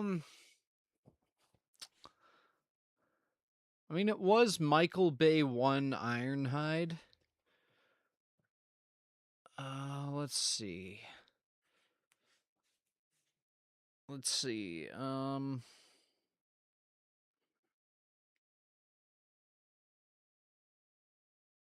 It was Omega Supreme from Transformers Energon, I think. That was a series, right?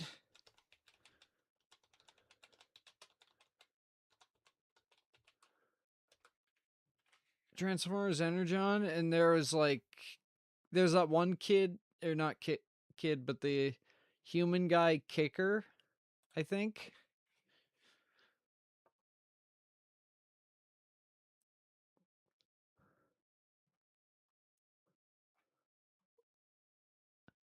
Who's Kicker? Brad Swale. Fuck yeah. Energon was a series. Hell yeah.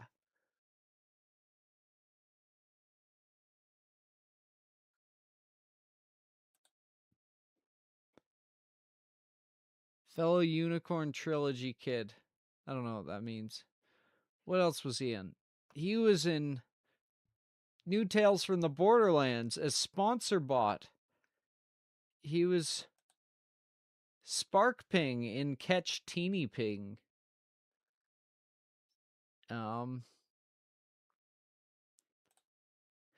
In Barbie Video Game Hero, he was Chris. Ratchet and Clank, he was Ollie. And Superfan.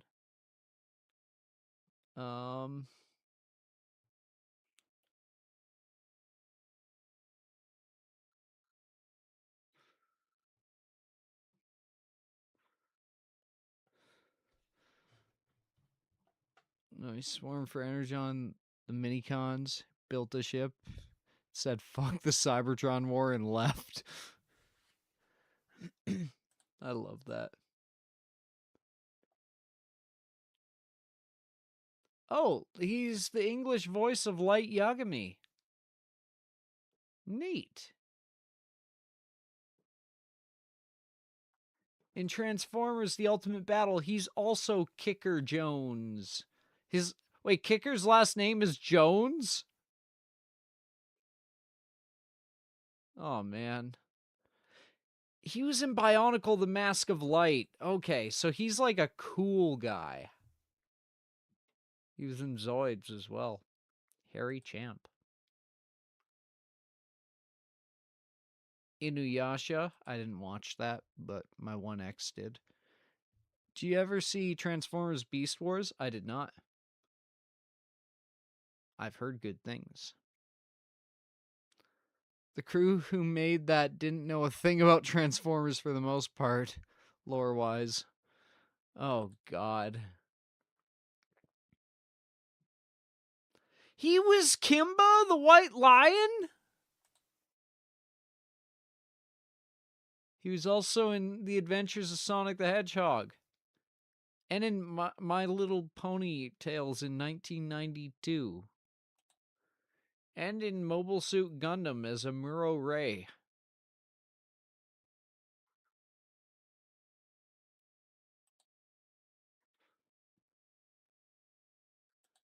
Wouldn't these adventures of the 3rd Battalion be cool animated? I agree. You know how they'd also be really cool? As a D&D module, which is not currently, I need to, legal disclaimer, not currently. That is what is going to be offered in the YouTube memberships.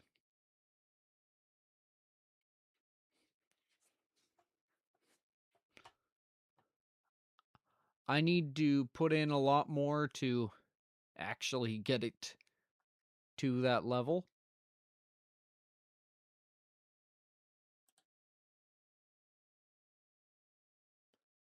David K just looks fucking good.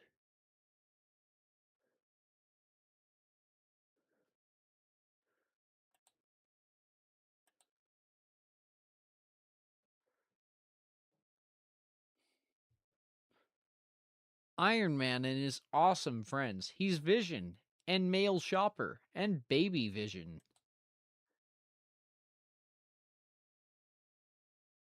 He's in a lot of Lego stuff.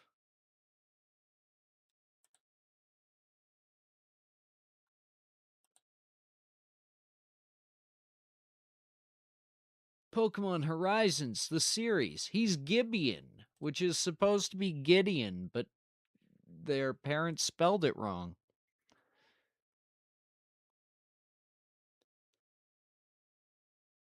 He was Powdered Toast Man.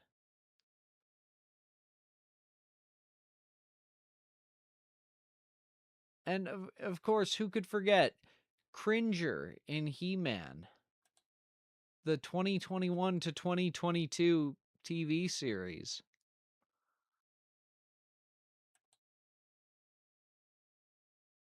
Optimus Prime and Megatron in different series.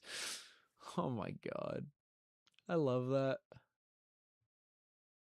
Oh my god, he was in Eternals, that show that I cannot find a single person who actually liked, but apparently it wasn't universally hated. Just mostly. The Powdered Toast Man. Avengers Assemble. He's Jarvis. We Bear Bears. People kept telling me to watch this, and then I never did. Oh, he was in Prey Moon Crash. Neat. He-Man 2000s. Yeah, but that's 2020s, not 2000s. He was in Geronimo Stilton. I fucking love those books, man. I don't anymore. I actually quite dislike them nowadays. But at the time, they were cool. They had these cool fonts to help words stand out. And then, like, if you didn't know the word, you could kind of, like, guess the meaning of it. Or from not only the context, but how the word actually looked. And it was really cool for learning it as a kid. He was David Hope. I forget who that was. He was Clank in Ratchet and Clank, the hit video game. He was the 13th Prime in Transformers Interstellar for one episode. He was in Call of Duty multiple times. He was in Hearthstone. He was in the fucking music video for Bastille, Things We Lost in the Fire, as the role of Timmy. Are you fucking kidding me? Wow. Also, Logan Carter. And Dad from Scooby-Doo Mystery Incorporated. I actually quite like this show.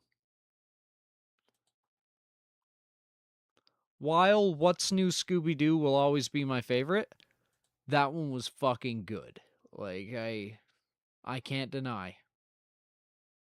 Transformers Prime, he's Hardshell.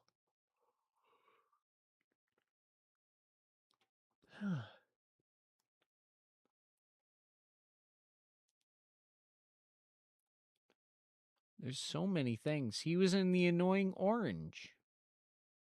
Who doesn't love Scooby-Doo? Most people, or most kids that were born in the last 10 years, I'd say. Because the franchise has really gone downhill, unfortunately. It's disappointing, because it was very important to me as a kid. He's Optimus Prime there, yeah. Ratchet and Clank, Quest for Booty? What?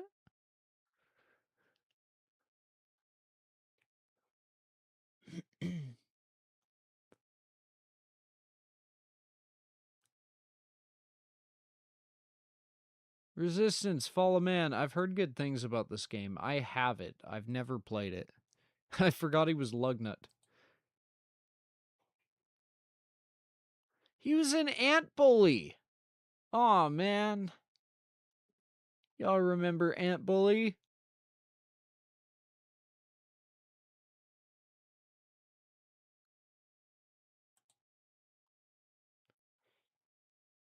He was in Jackie Chan Adventures.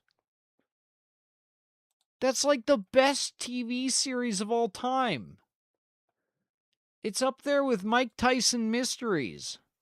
Both of those are real shows.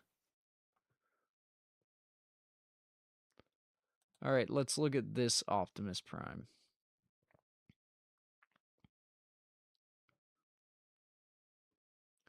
Zantans.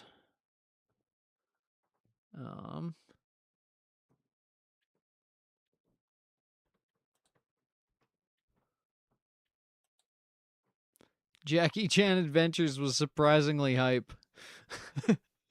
Fuck yeah. What about Mike Tyson Mysteries? Also, one more thing. I didn't actually watch Jackie Chan Adventures. I just had a friend who was really into it. I'm sorry. Chip and Potato. He was Gordy Pug.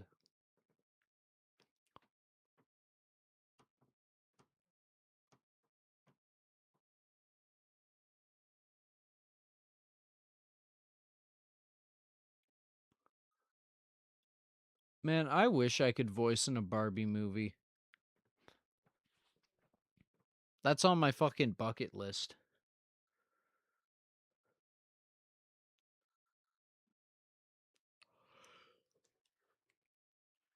Transformers the Shadow Samurai?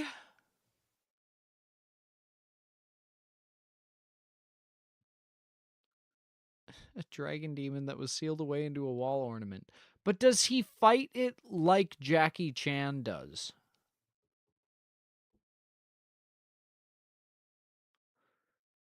G1 Transformers is way more funny than all the others. I remember the scene of the Decepticons getting drunk. I missed it. Fuck. Meg, I wanted to hold out for you. I was like I didn't wait a long time for the record, but you're going to want to watch this one back. That makes it worse. Yes.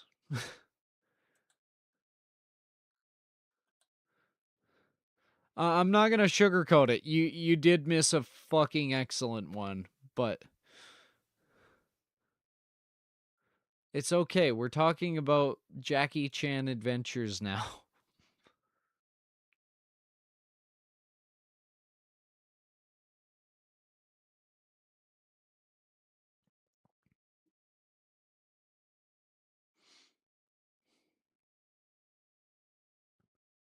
It's a tearjerker. Jackie Chan Adventures?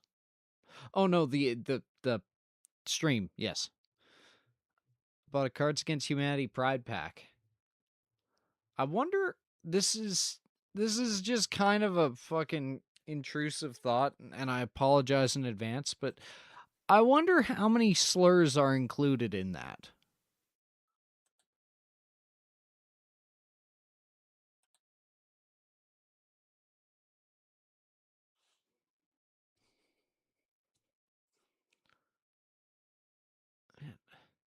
Where can I buy Transformers Energon?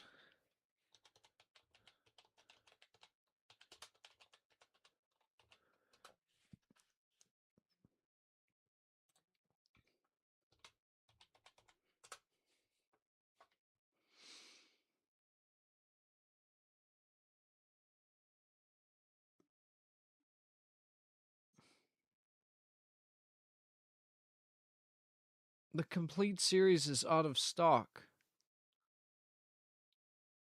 It's a sequel? To what?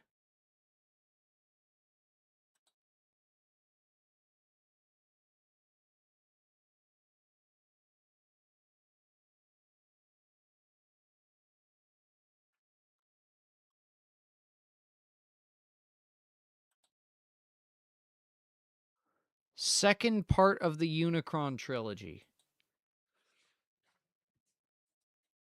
It's a sequel to G1. What the fuck?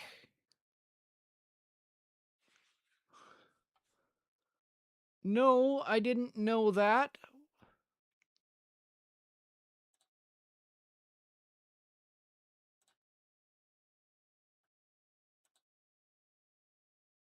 Um,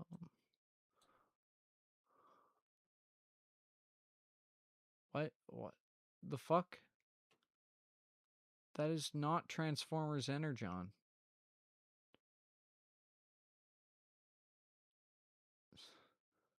What the fuck?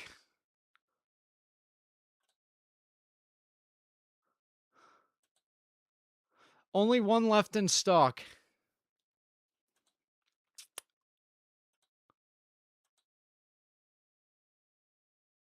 It's an NTSC.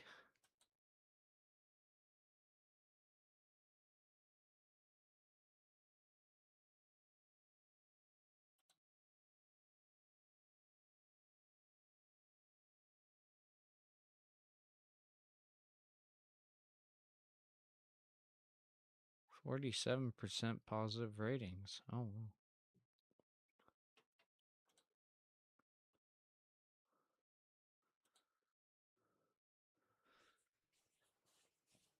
It's free on YouTube. Like in good quality?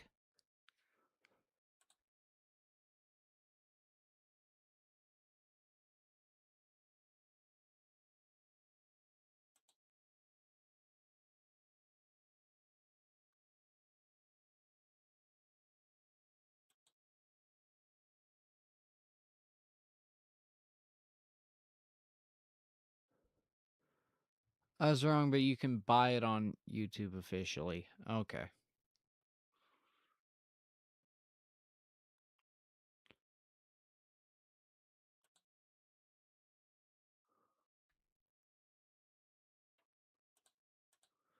I only saw 2 episodes from this series, for the record. And one of them was Omega Supreme showing up. And then the other was just really forgettable. And it just had a girl going, "Kick her!" And that's all I remember of it.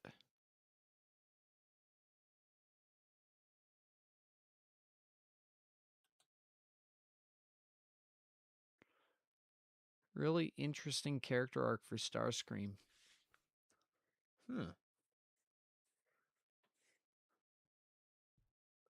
Oh yeah, and they get the Energon and it works like the Sonic X rings, where it's just anything can be bad, but as long as you get a little bit of that in your system, a little dab will do you. You're all good. You know?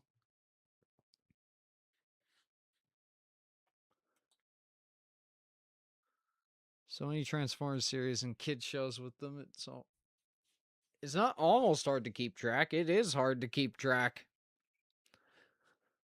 Tell you what, I will put this on my throne thingy. God damn it, I have to sign in.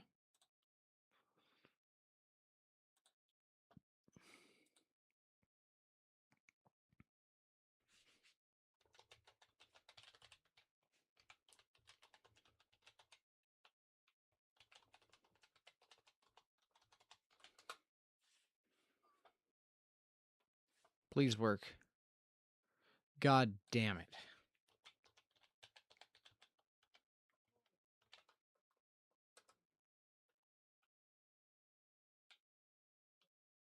Why can I never remember my fucking password for this?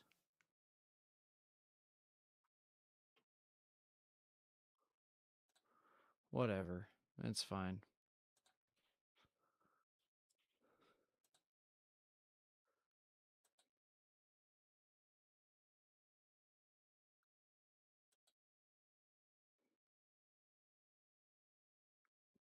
It walks so the aligned continuity could run.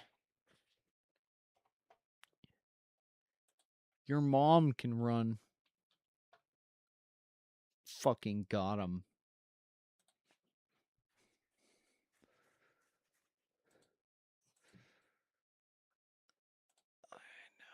Now we do the forgot password. Type in my email. Fucking do the thing. Reset your password. Okay.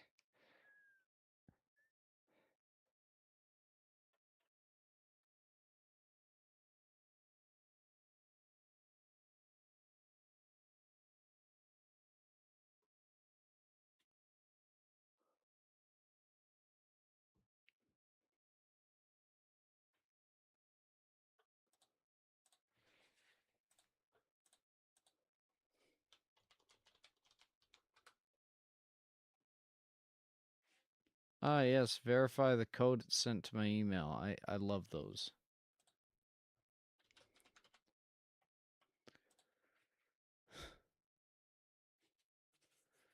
Yes, and then I want to add a thingy, paste a link.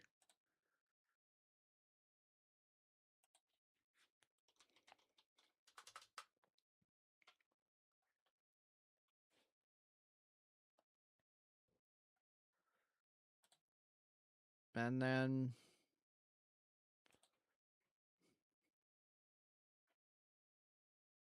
wait. Nope. There we are. I have trouble watching VODs back, but I'll try listening to it like a podcast. Yeah. That would probably be best. Trust me.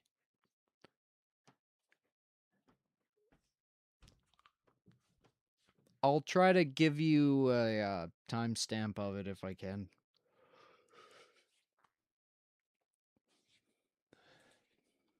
But safe to say, you'll be fairly angry at Ledger.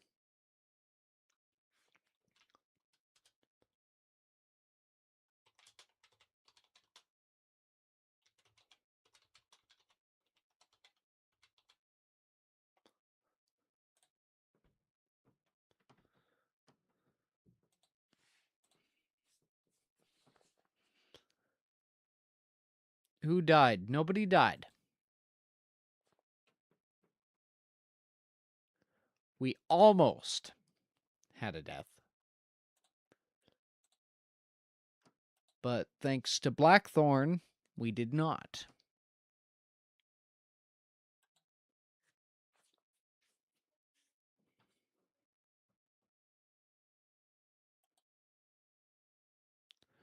Remember that crumpled up piece of paper?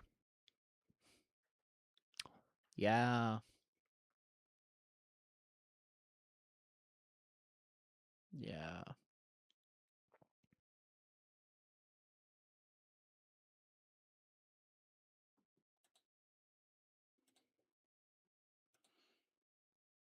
I don't. Oh.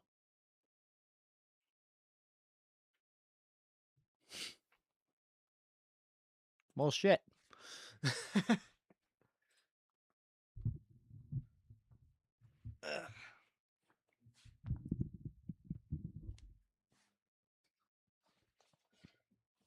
um, let me just check the thingy.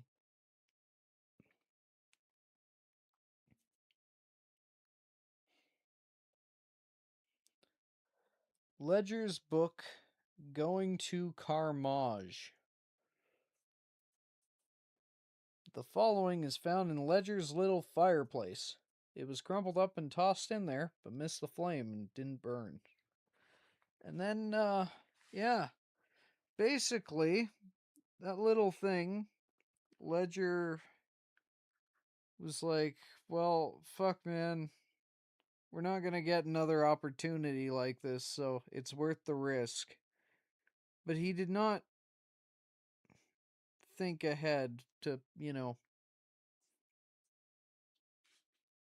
any sort of consequences or if it would actually be effective or fucking anything.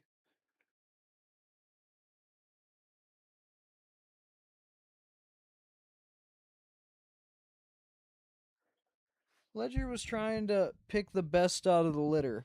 Ledger was trying to find someone who whose loyalty outweighed their critical thinking in a high stress situation.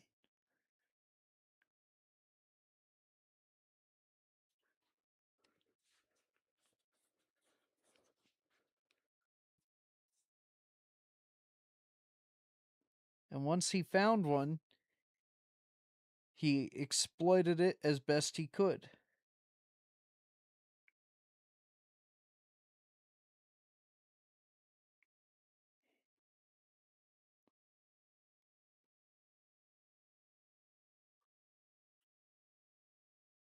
But he's the good guy.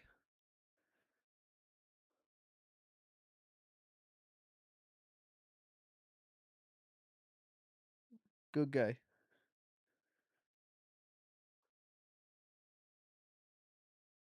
We love good guys. We're very good guys.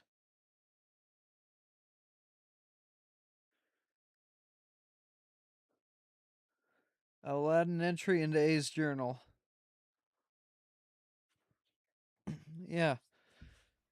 And Cricket was going to. They made a slight move, and Blackthorn stopped them. And then Ledger was very pissed for a little bit, but then at the end, he was like, I've got some fucking explaining to do. And he told Blackthorn, good call. Gave a hug to Cricket. And surely that means everything is 100% alright.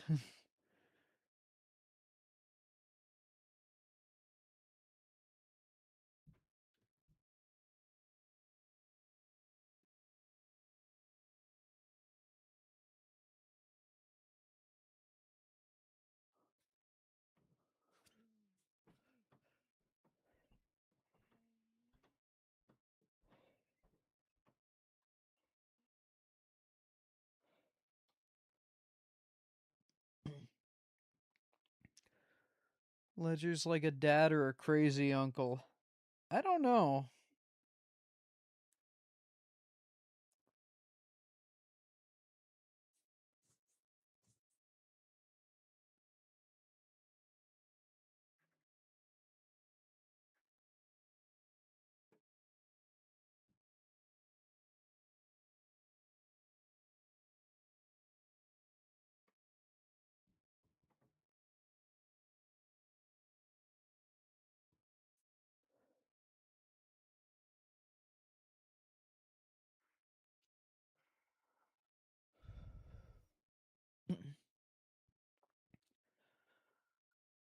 What the fuck is happening with my breathing? I'm just gonna take a breath in and out. Just listen.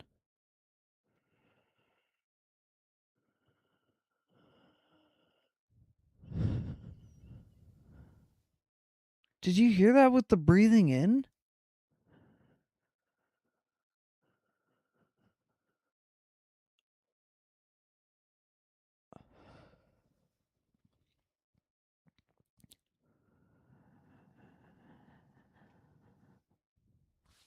What the fuck? It's not showing up on the capture, but like that's not okay.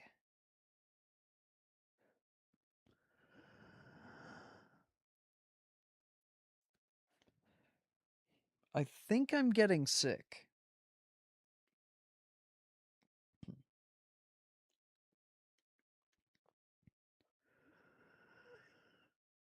Oh my god. Okay, that one wasn't as bad. Nope. Sounds like mucus. It might be. It probably is. Do you like your lore streams with extra mucus?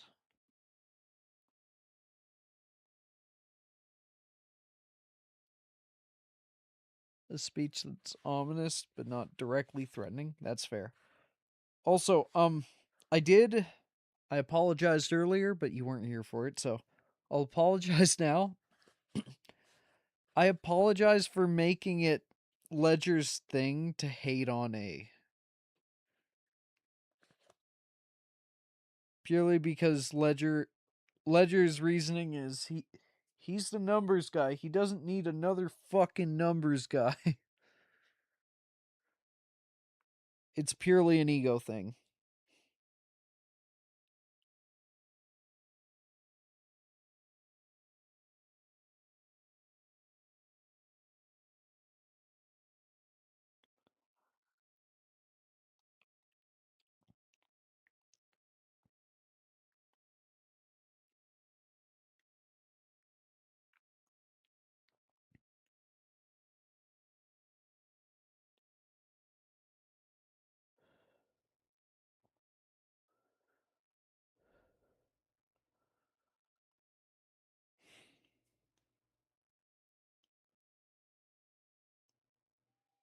One thing that does bother me, though, is that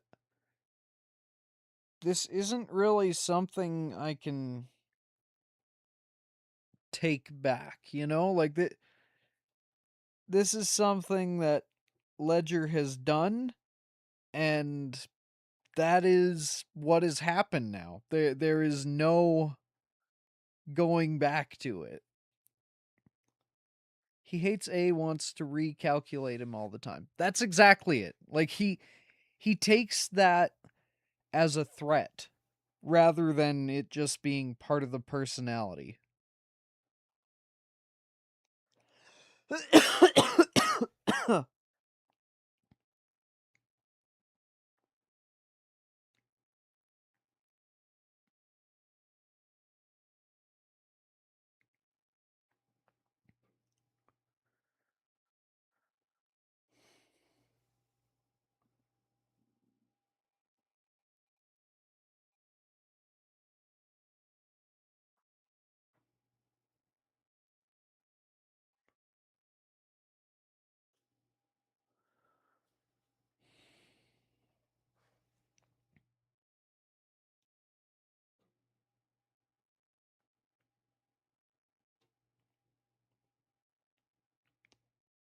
There is a significant part of me that wants to retcon the stream. I'm getting buyer's remorse. Or seller's remorse.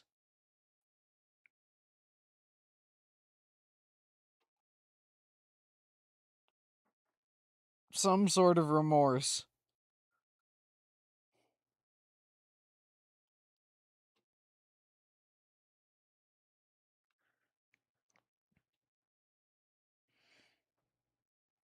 Seller doesn't have remorse. Yeah, he didn't seem to be too melancholic when he's like, wow, yeah, you guys had a bad time, eh? I'm glad that you were able to get it done.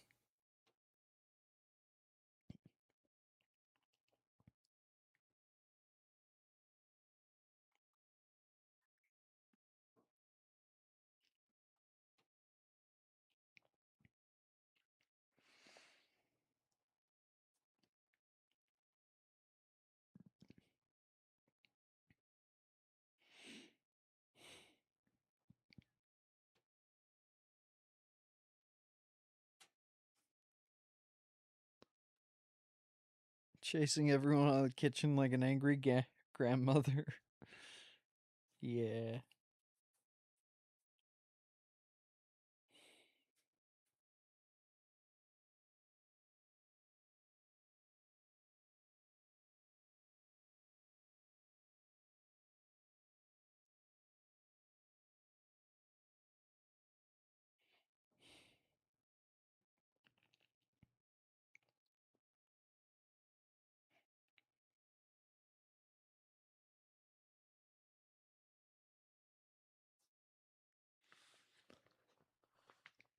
Throwing a rolling pin at the nearest one.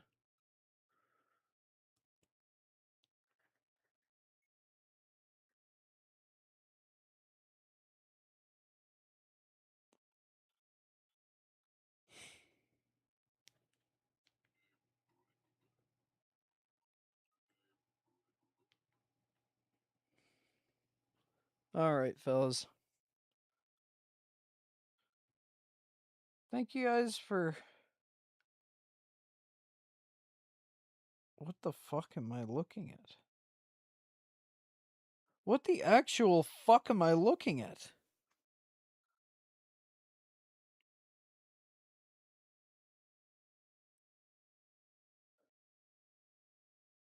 See, you know how I sometimes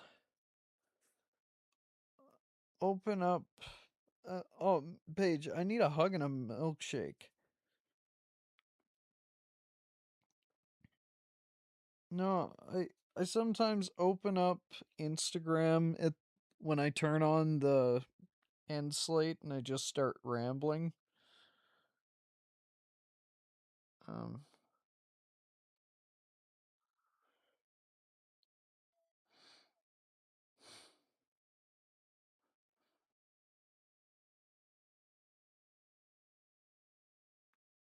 I just found a onesie shop that... No, I can't say that. Never mind. But that's fucked up. They made some fucked up jokes.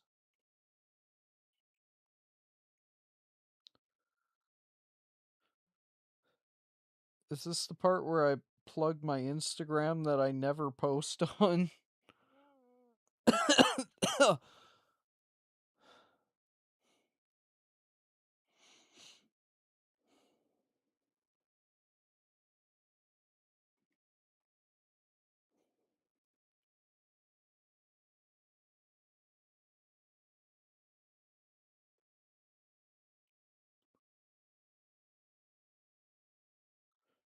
Wonder how many of the third had to learn when he is cooking. Stay away. I hope you recover swiftly. I hope. Yeah, me too. I haven't gotten fully sick yet, but I feel like I'm going to shortly ish.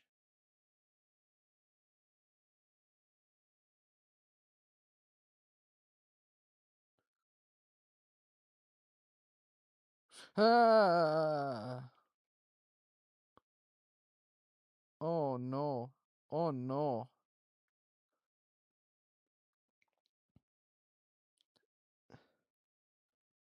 El knows he's the errand boy.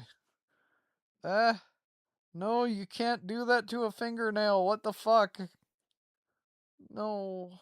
No. You can't have beads in your fingernail. You can't use a Dremel on your fingernail.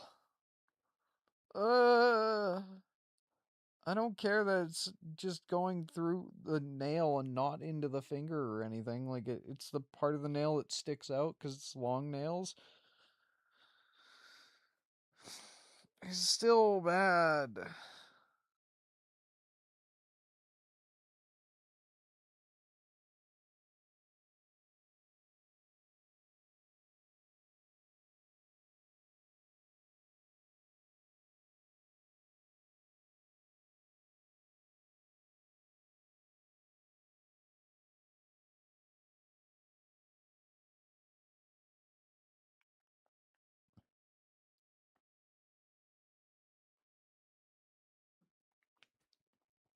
Did you at least get the cherry pit out of your teeth? Yeah.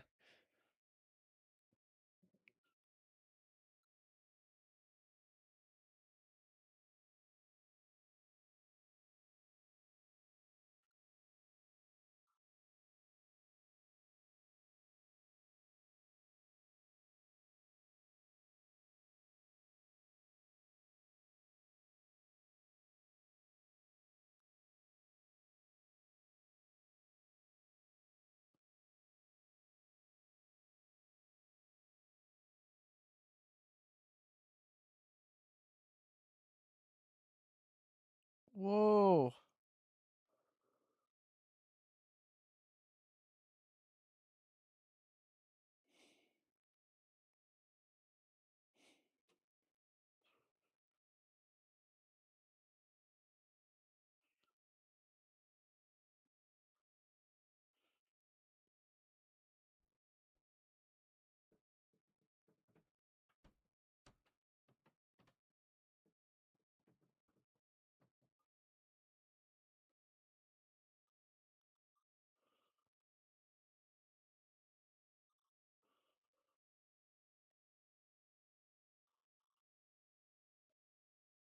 Okay, I should probably go to bed, right?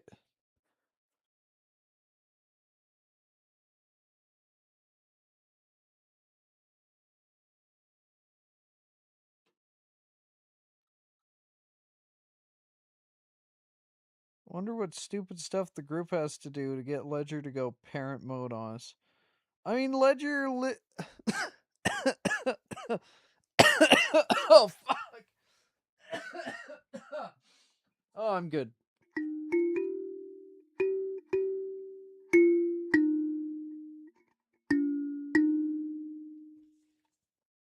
I might have to replace my kalimba soon. Like, those prongs are getting very worn out.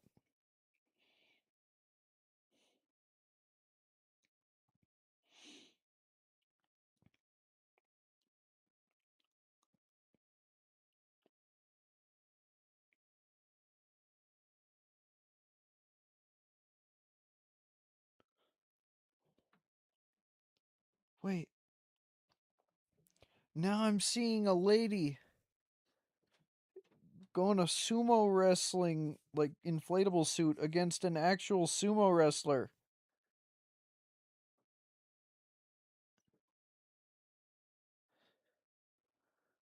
That's cool.